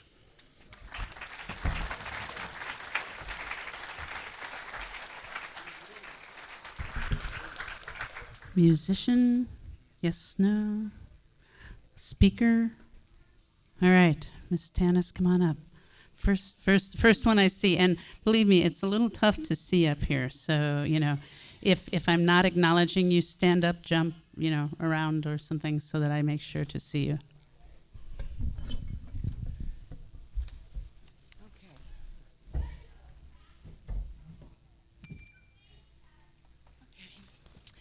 Hi, I'm Tanis, and I came here back to Indiana in 1989 from Southern California, where I had studied with a Hawaiian kahuna, alternative healing, and had learned about energy healing and body work there. And so when I came to Indiana, I was like, whoa, who do I find to work on my body that I can trust? And I was at Indiana University, I'm a professor there, and one of my colleagues, I was talking with her at the water cooler, and she said, oh, this guy, his name is David Cowan. Oh man, you've got to try him. He's so good. He does this really deep tissue massage. And I'm like, whoa, okay, show me where to go. And so she did, and David and I became acquainted, and we became fast friends. And I just want to thank Patti, too, because Patti and David invited me into their home, into their life, and into their sort of extended family before they had a lot of extended family themselves. And that was very, very meaningful to me because I had been going through a divorce at that time, and it was very, very meaningful to be included in such an amazing and deep and profound way. Another thing I wanted to mention was something that happened when again, I was in one of Patti's productions of the Vagina Monologues, which happened both at the Valparaiso Opera House and also at the Star Plaza when it was here. But at the Valparaiso Opera House, we had completed our performance, which is, for those of you who don't know, is all about women's experiences, and many of them very, very traumatic. And by the way, I'm the director of Women's and Gender Studies at IUN, so we did this at IUN also. But anyways, at the end of the performance, Patti had invited some people to come up and speak. And I believe one was from the Caring Place, and she talked about some of the issues that the women were having there. And then David went up, and I was like, whoa, a man is going to speak here? It was really kind of a surprise to me. And what he said just touched me so deeply. He talked about how when he does his deep tissue therapy, his massage therapy, that he could really tell when one of his clients had been sexually traumatized. He knew that. And that was something that I had never really thought about. I knew he was deeply intuitive because he had worked on me quite a bit, and I trusted him very fully. But that really, really hit me very deeply and let me see yet another side of him that I deeply appreciated. One other thing I wanted to say, and this was when my sister had just gone into hospice, and I'm forgetting the actual year, but at any rate, she was in a lot of pain, and she was in a nursing home near here. We'd moved her here from Fort Wayne, and I'd asked David if he would do some work on her, and both he and Patti came out, and while Patti was singing, and David was doing his energy work on my sister, and the whole experience just lulled her to sleep, and it was so beautiful, and I'm grateful to this day for that. And then the last thing I want to end with is just something that Patti posted online recently, which was one of David's quirky little funny songs. What is it? I love dirty socks. I like dirty socks. I like dirty socks. I like dirty socks, but not in my coffee. Not in my coffee.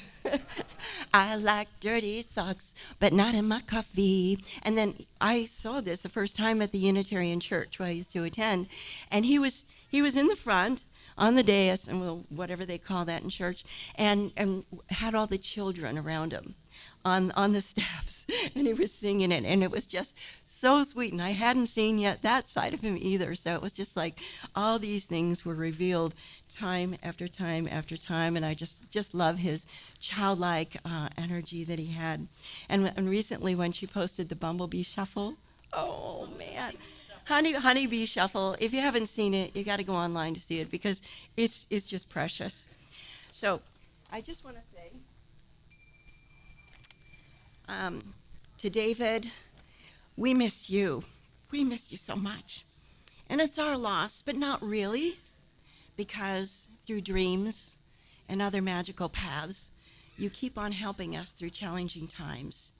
And to Patti, who so deeply communed with her loving partner for nearly 3 decades, know that we love you, we embrace you, and we are here for you.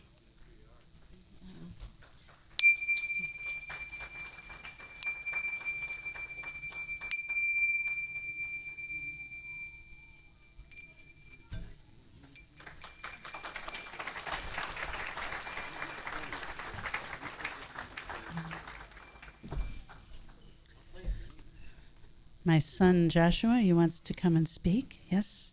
Okay. So you've probably noticed up here that we have interpreters that...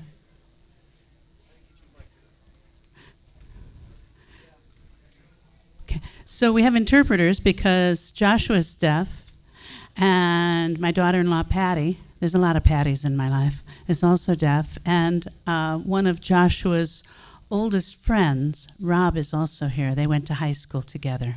And if, for those of you who are having to leave, that's fine. I mean, this is, you are not glued to chairs, and I don't require that, I don't think. So, Amy, do you want to interpret for Josh? Do I want to sit there? Okay. Yes. I want you to see me. Okay. All right. So, Amy, do you want the microphone?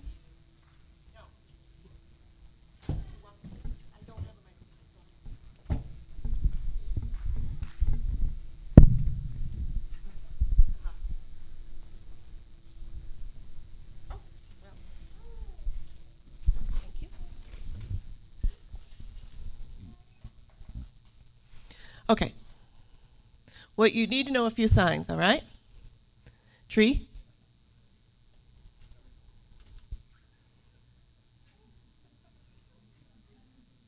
Okay, that's the one sign. Just not a few, just one. All right? And this is what the sign looks like, tree. Right? Keep that in mind. Now we're putting a seed, and it's going to grow and become a tree. Right?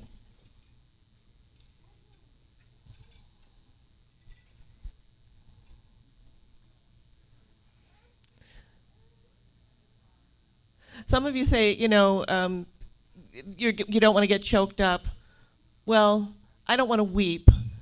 So I don't want snot going all over everything, get my hands all icky, you know.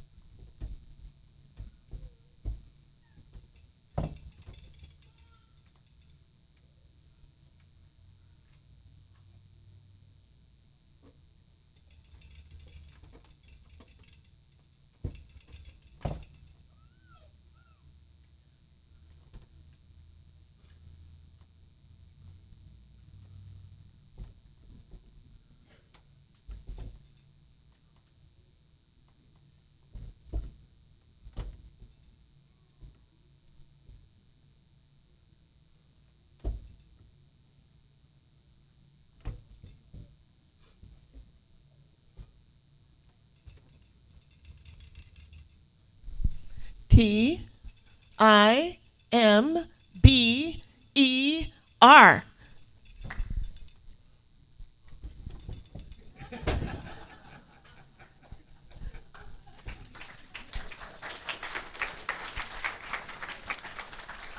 I love you.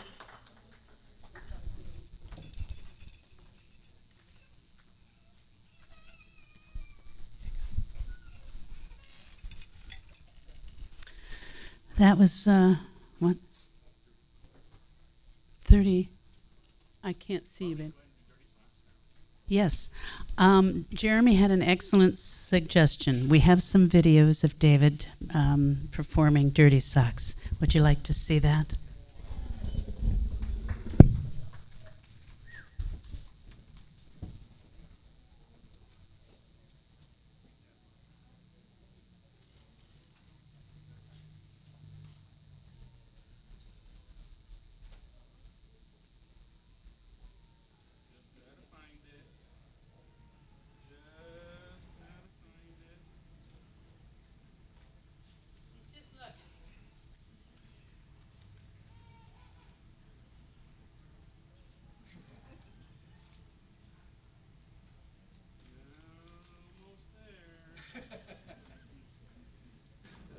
Two minutes. Aloha, it's Pahka Dave. I've got a couple of friends today, and as usual, our cornucopia and a concert is brought to you by Ken's House of Pancakes.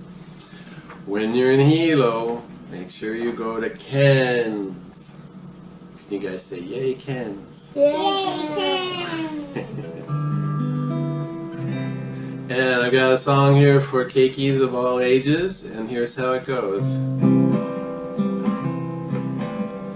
I like dirty socks, I like dirty socks, I like dirty socks, but not on my popcorn, not on my popcorn. I like dirty socks in my shoes, but not in my popcorn. I like dirty socks, I like dirty socks, I like dirty socks, but not on my pizza, not on my pizza. I like dirty socks in my shoes, but not in my pizza. What don't you like dirty socks, huh? Because I don't like them in my cereal too much, because that makes them soups. Okay. I like dirty socks, I like dirty socks, I like dirty socks, but not in my cereal, not in my cereal. I like dirty socks in my shoes, but not in my cereal. What don't you like dirty socks? Toast. I like dirty socks, I like dirty socks, I like dirty socks, but not on my toast, not on my toast. I like dirty socks in my shoes, but not in my toast. Do you know the tree part? Tree, tree, tree, tree, tree, tree, tree, tree, tree, tree, tree, tree, tree, tree, tree. Tree, tree, tree, tree, tree, tree, tree, tree, tree, tree, tree. I like dirty socks in my shoes, but not on my tree. I like dirty socks, I like dirty socks, I like dirty socks, but not in my toilet. Oh, disgusting. Not in my toilet. I like dirty socks in my shoes, but not in my toilet. Disgusting. Disgusting. Bye, everybody.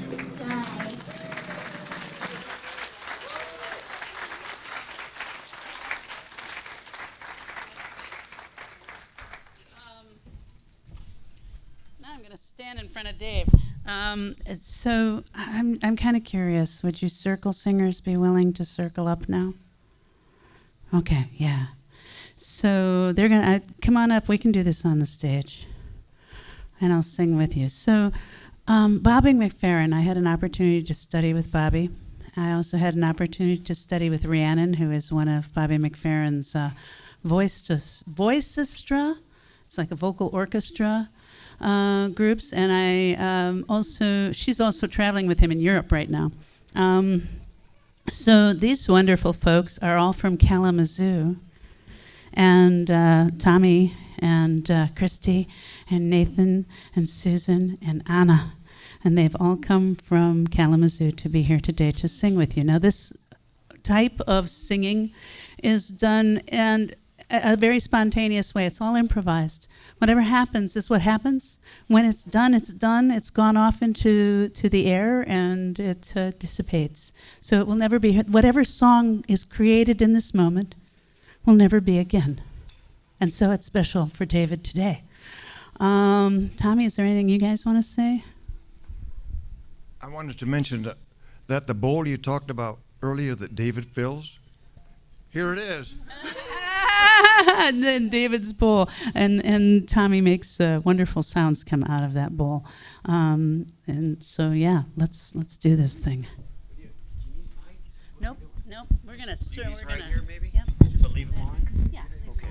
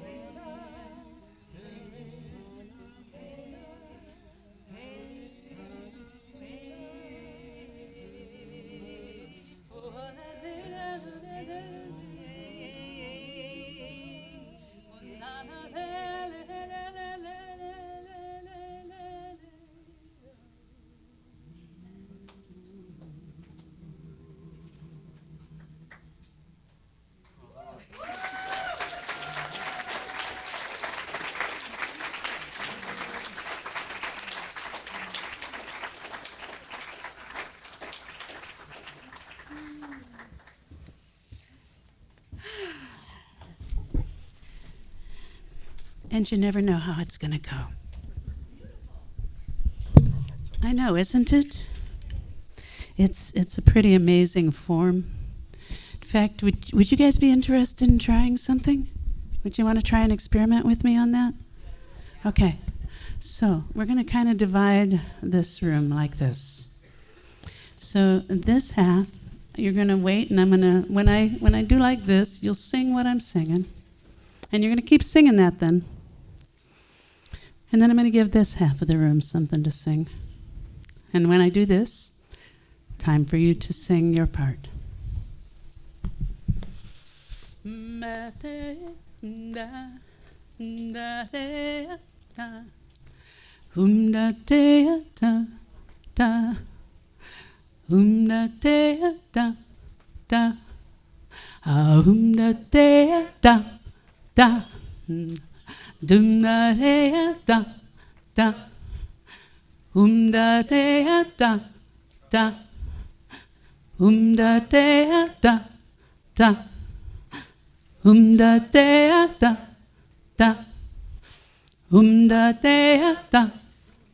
Got it? Good.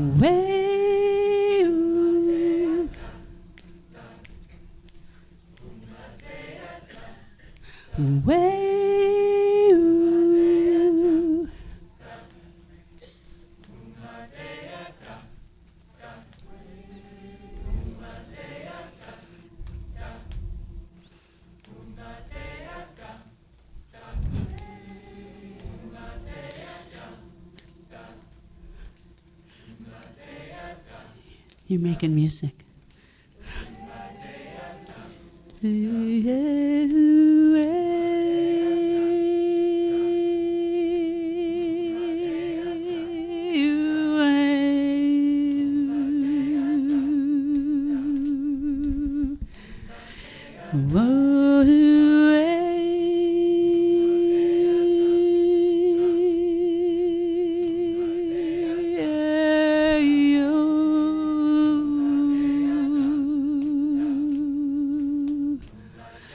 This is how the music goes. This is how we lift our hearts. Even when we feel the saddest, this is how we lift our hearts.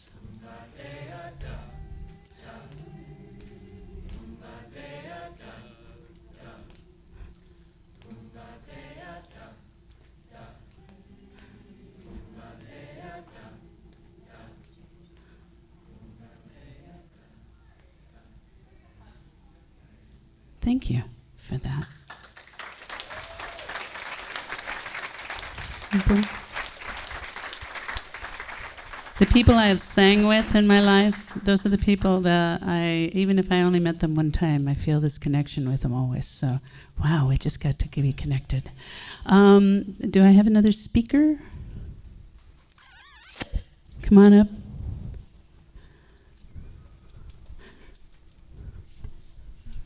Ah, this is Sue, okay. This is Sue Darnell. And then I'm sure that there's at least a couple more people. I don't know exactly what the time is right now. Can somebody tell me what the time is? 20 after 5. So in about 10 minutes is when we should be connecting with Hawaii.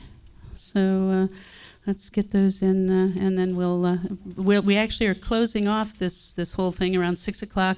There's going to be a little after party. There should be some flyers up toward the front that will tell you it's like literally a block west of my house, but at the beach at Megan and Chris Stiltz's house, where I've been told there's enough food for a Korean wedding. I'm not exactly sure what that means, but it sounds like a lot. All right.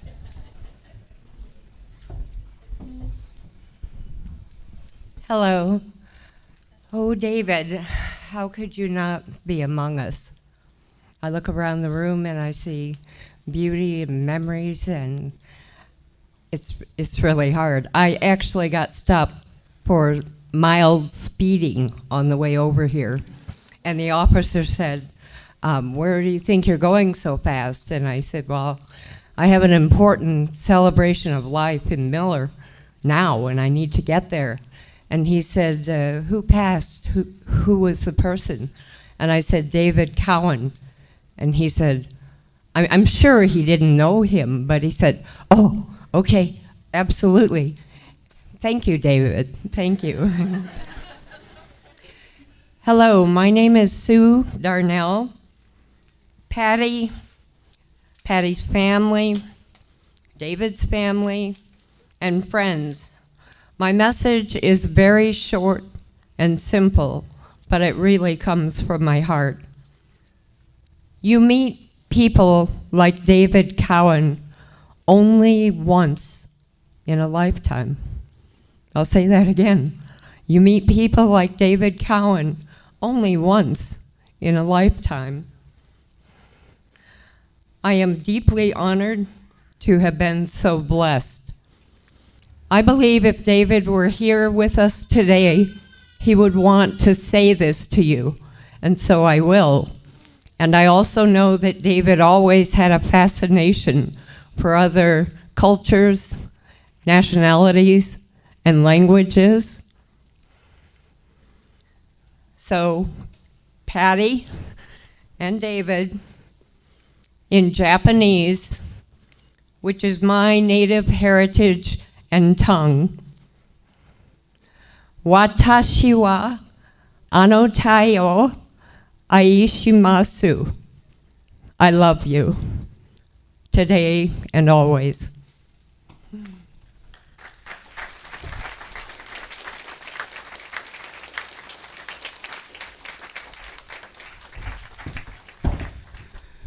So, are you coming up, Wanda? Are you going to come talk? Please do. So Wanda has also been one of David's clients for a long time, but she also worked with him at the hospital. All right, Miss Wanda. Just get right up on that mic. Hi, I'm Wanda Doyle. I'm Wanda Doyle, and I am a friend of David's. I did work with him at a healthcare facility, and he knew my stresses quite well. I never even had to tell him where my aches and pains might be. I think he could tell just by the way I walked. And he always told me, your head is screwed on too tight. And it was, and it still is, and it probably will stay tight. But I went through the death of my mother and my father, and David always let me cry. And I'm gonna do it now, but but he always had the biggest Kleenex. He says, it's just a sheet. If you gotta cry, blow your nose. I don't care, it goes in the wash. So when I do cry, I think about David and just think about all those sheets that had to be washed either at his house or when he was working for the healthcare facility. And it's like, I was just so thankful because he always helped me be able to cry, because I hold too much stuff in all my life, and that's probably why my head's screwed on too tight. So when Patty's son talked about the snot and everything else, it just really made me laugh, because when I get like this, I can think of David, and he'll always would say, the session is over, we're just going to cry. And I was always just so thankful for that, because I didn't cry at home, I didn't cry at work. I cry when I drive, wherever, but David was always in the back of my mind, and he always told me, it's okay, you can cry.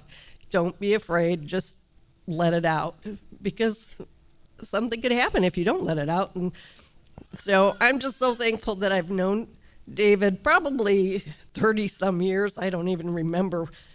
We were very young working at the hospital, but he was in home health care when I first met him. And then he went and to the massage therapy at somewhere in Chesterton. And it was saddened when he was no longer there, but then I found where he was at, and I had gone to his house and Patti's house probably every week to every 2 weeks, probably for 25 years. So I'm just very thankful for David's friendship and Patti's and his family. I'm just very thankful that he was in my life, and I hope to be in Patti's life and family to continue on. Thank you so much, and I just miss him so much. Thank you.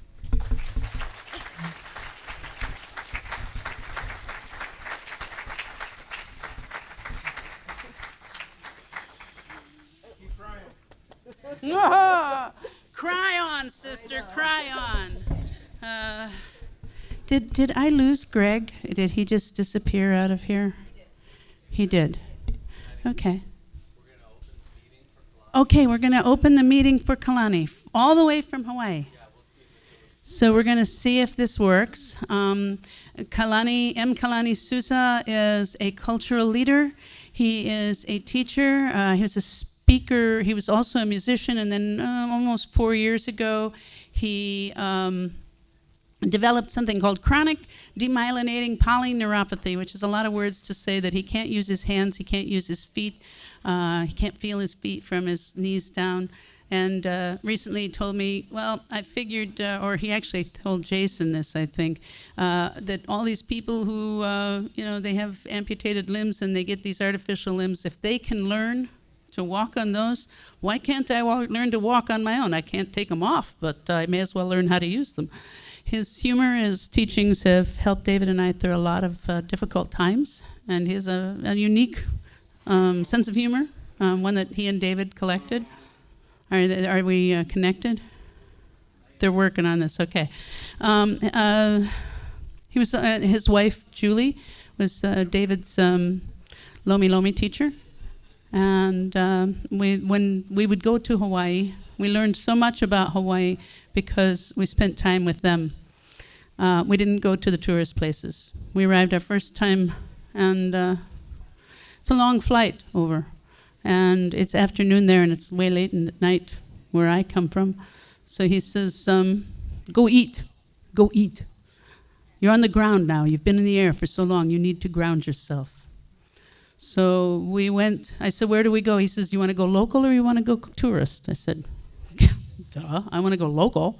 So he sent us to a place called Ken's House of Pancakes, where there is an 8-page menu. There's a mug back there. And so the Kona coffee concerts that David did were always preceded by the showing of the Ken's mug. When you're in Hilo, go to Ken's. And if you don't know anything about Hawaiian food besides Spam, which is actually Spam musubi is pretty good, everything comes with rice and a side of macaroni salad and gravy over the top of it. There's kind of like nothing that you can order on the menu at Ken's that doesn't come with a side of macaroni and white rice with gravy. So are we all, no, we're not connected? I'm very, now I'm kind of stuck. Yes, I would love for you to fill some time. Thank you, because it's like, well, that's the end of that story. Now I need to, yeah. We can.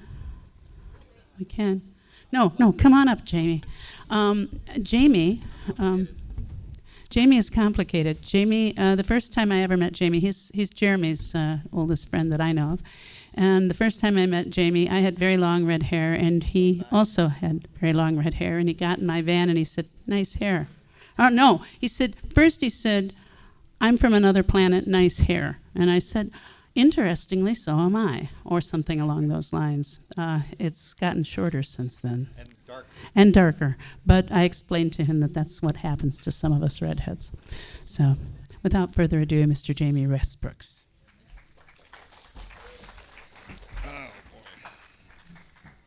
If we get a, I'm not that good at this part. If we get a connection, let me know and I'll stop. So, I share a lot of the same sentiments as Jeremy, having met David and trying to understand what is David from the beginning, because this is my red-haired mom and there's this guy, and I was raised by a single mother as well, so it's a little defensive, but he seems really cool. And I have some Hitchhiker's lines as well that I'm going to steal. Douglas Adams said it well. He was so cool you could store a side of beef in him for a month. He was so hip he had trouble seeing over his pelvis. And I wrote notes because I knew I'd be all over the board. But I don't remember, and I knew you before David, but it's like there was always a David. It's like David always was, David always is, David always will be. And I still think that. I still feel that. And the analogy, there's a philosophical argument discussion I won't get into. It's called the Ship of Theseus. Look it up if you want to really chew over ideas of existence and what it means to be. And I mean, you know, how much of something can you get rid of or lose or replace before it's gone? And then you'll wonder, well, was it ever really there? Or is it this idea? Or is it this bowl of light? Is that really the David? And that's what I think. He always was. And it's not just in my memory. And he still is. You can't just make something go away. It might be different, it might be changed, but it hasn't left. But it's touched everyone. Obviously, you're all here. It's touched you in some way. In the same way that a wind fills a sail and drives a ship, that wind may pass, but it didn't go away. It might not be there where you are. You might never feel that breeze again, but it's there. It's doing something. It did something. It's filled your sails. It's changed your course. The light has warmed you. You can hold that in. You can cherish that. You can radiate that back out. It's not gone.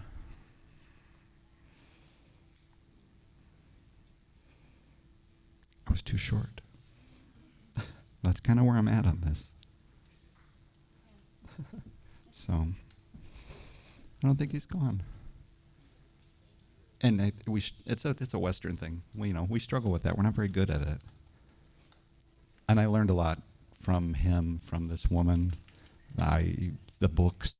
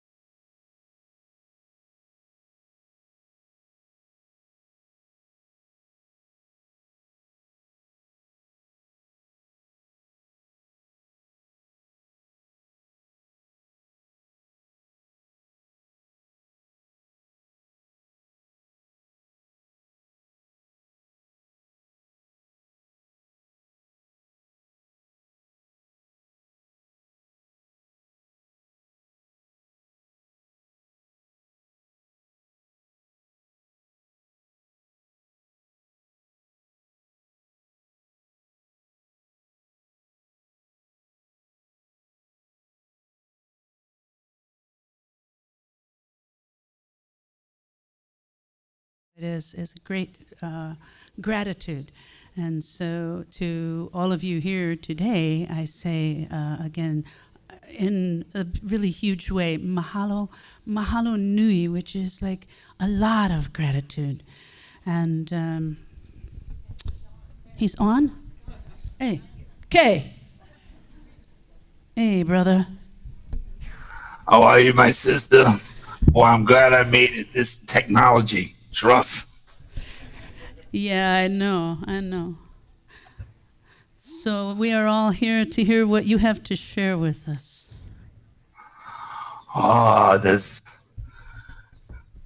There's not much to say. There's so much to say. You know, I wish I could be there in person with everybody today. I'm with the community event here in Hawaii. If I didn't have to stay here presently to serve the community, I would definitely have made my way there. But thanks everybody and for all the thoughts and the messages and everything we've seen over the last few, weeks regarding David. But he's well loved here in Hawaii, and we're going to be doing a moment for him with the community tonight at a gathering that happens traditionally that Dave and Patty have both been to on the beach at Mauna Lani. So in our tradition, sunset is the beginning of the day. And so whenever we have these memorial services, we generally at sunset gather and have a moment for those we love. We send it out over the dark sea, the journey that's coming to us all. So much love to everybody there. Wish I could be in Indiana. Wish I could be there near Lake Michigan. I know how David loves surfing that. So a quick prayer for my brother, and thank you, Pat, for letting us come in and deliver a message. This is an old prayer. Himana o he aloha kaipole manu he manu ku'uhoa inoho mai kana hele. All my love, all my love, all my love, Pat. I should do missing. Mahalo, you guys, for attending the service. And aloha, aloha man. Hold everyone close in your heart. You never know how many sunrises and sunsets you get. It's a mystery. Number. So enjoy everyone. I know David did.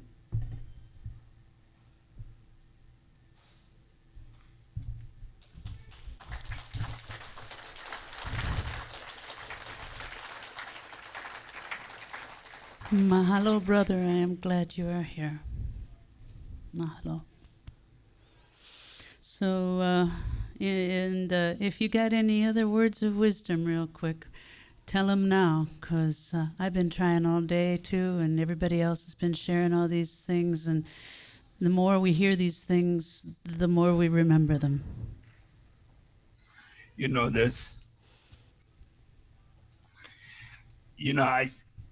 I do this a lot for a living and speak to people, but there's an old Taoist saying, it's really hard to describe the indescribable. It's really difficult when words fail to translate, the feelings in a moment. Every life is precious. Every moment with every life is precious. But in my eyes, in my mind, what makes David special to me is he did the hard work, the hard work of self-inspection, of self-reflection. He didn't try to make his changes on the world in a big way. He worked on himself. And that's a lesson I think all of us could take from him. You know, the most important thing is what we bring to the party, you know, how we contribute to life. And he contributed in a great way. And so here's an old saying my grandfather gave me, and I hope it brings some solace. When life hands you lemons, pour the tequila. It's like, don't settle for lemonade. Make a party, celebration out of anything you're given or left with. The alternative is really wallowing in our own misery. So let's celebrate David's life. He was fantastic. My favorite memory is singing Dirty Socks with him downtown Hilo for the Connection School. It's like just one of my favorite memories. I mean, he would boldly go where no one else would, and I love him for that.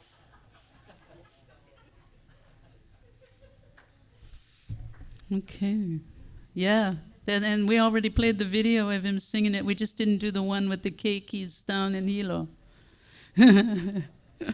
So, mahalo. Big, big, big love. Thank you for being with us today.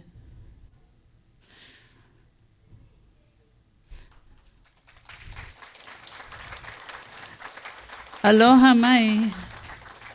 Aloha, my darling. I will see you soon. Yes, Don't you will. forget to bring something with you. I got the box right here. Love you, love you, love to all over there. Please. Prayers for David every day. That's what we do. Every we always day. love him. We always feel present every day. Mahalo, brother. See you soon.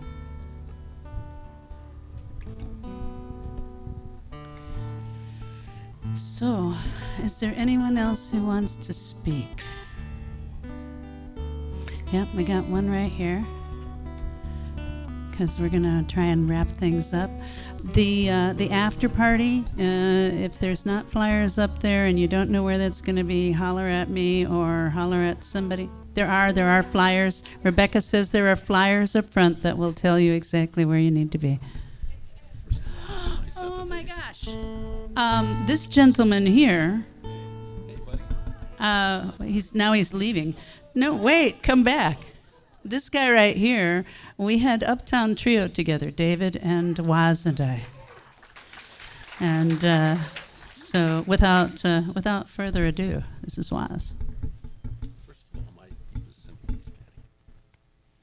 He's a great guy.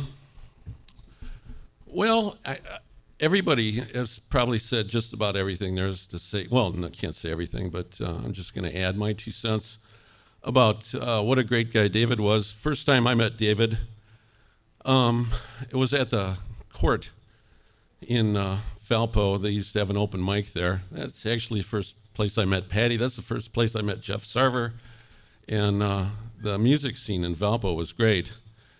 And David had just he was in kind of a little bit of a rough place, and I was in an extremely rough place. I was suffering from various mental illnesses and whatnot, and David, he sang this song called Fashion Disease, and he was real cynical in singing this stuff, and I went over and I told him I liked it, and we got to chatting and talking about different stuff, and immediately Dave says, "You seem like you're depressed." It's like, oh, well, actually, yeah, I am, you know, and he gave me his business card, and I actually looked for it. I wanted to bring it before I came out, but on the back of his business card, before he handed it to me, he wrote on there, "Waz, if it ever really gets you by the throat, call me, I can help."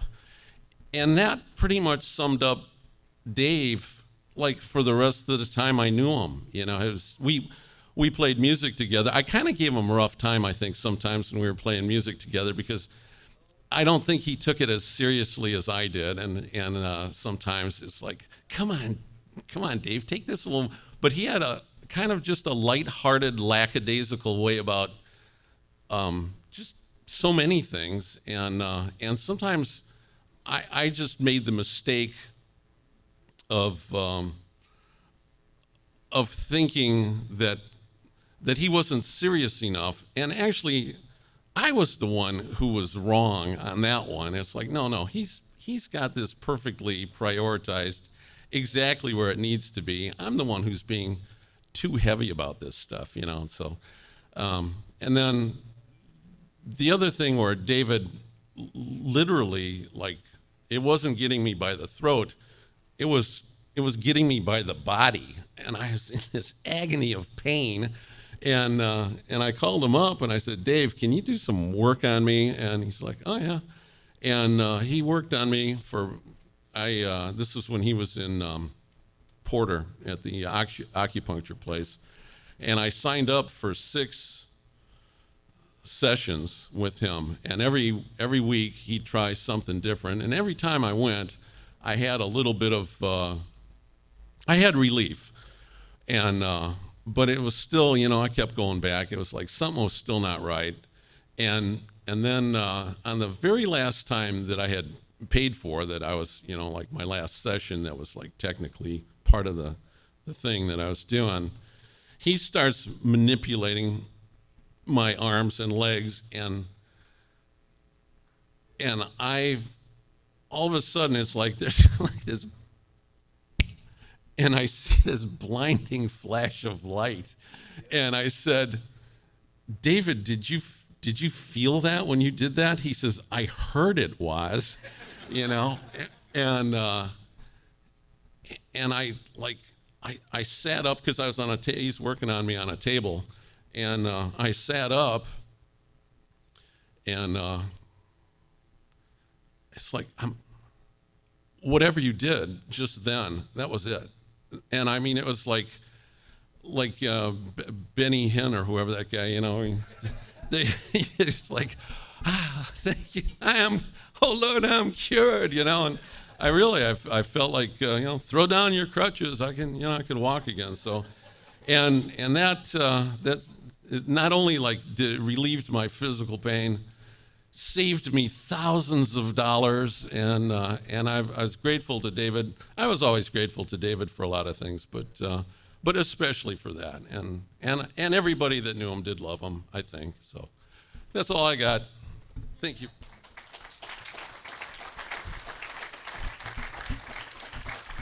So I think we're going to close with my song sisters, Amy Dixon Kohler, who's been one of our interpreters today, and my other song sister, Sue Fink.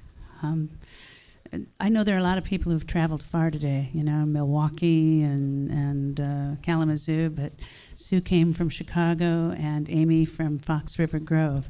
And now there's a guitar over there, Sue, so you can pick a note. Kinder. We figured this might be a good way to close this part of it, and then, you know, we can talk amongst ourselves, and then there's the after party, which is kind of literally after this. We'll be doing some cleanup in that, but please don't feel like you have to stay here and hang out with us unless you want to. You can go straight over there to the Korean wedding party. So let's see, we're going to get a note.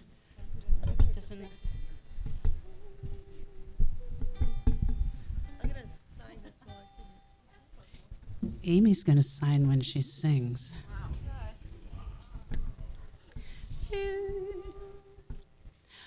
I've decided to be happy.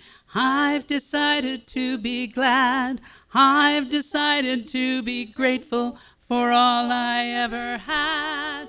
I've decided to let go of all this pain tonight. I've decided to let go of all these demons inside. I know I am blessed. I know all I ever wanted was this. I know I don't need more. I've got what I came for. I've decided to be open to the little voice inside, telling me I'm beautiful. It's okay to be alive. I've decided to be kinder to myself when I feel sad. I've decided to be grateful for all I ever had. I know I am blessed. I know all I ever wanted was this. I know I don't need more. I've got what I came for.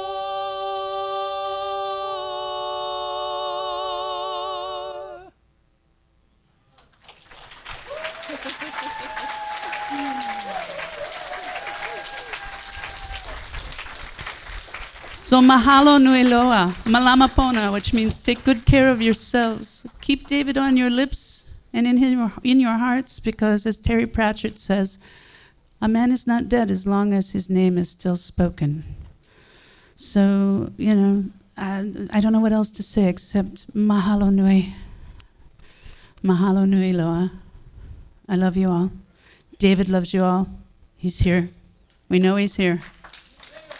Hey, David. I tried to get him to, I texted him to try to get him to answer me a few questions about today and, some other things, but he didn't get back to me. So, I just have to look for the other signs. Mahalo.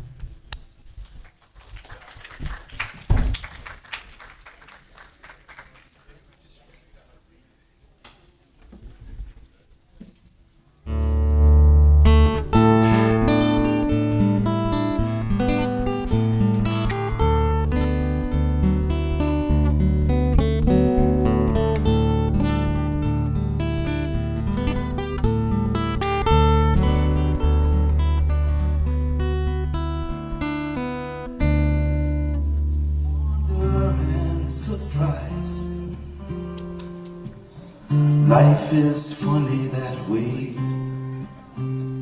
Every road has its own beginning. Each tale its hero, its fool, its thief. The joy is just in being. That's what I believe. Yeah, that's what I believe. Somehow a sunset will take away my breath, like colors in a fading sky. They fade like promises unkept, and another day goes by. Every road has its own direction, every life its own release. It's all perfection. Yeah, that's what I believe. Oh yeah, that's what I believe. There are many hearts, but the same old story. There are many tales, but there's one great book. And the secrets that I've been seeking in my prejudice and my pride. You see, my fears are so misleading. Oh, all the answers lie inside. Every moment we've ever spent, that's all we get of time.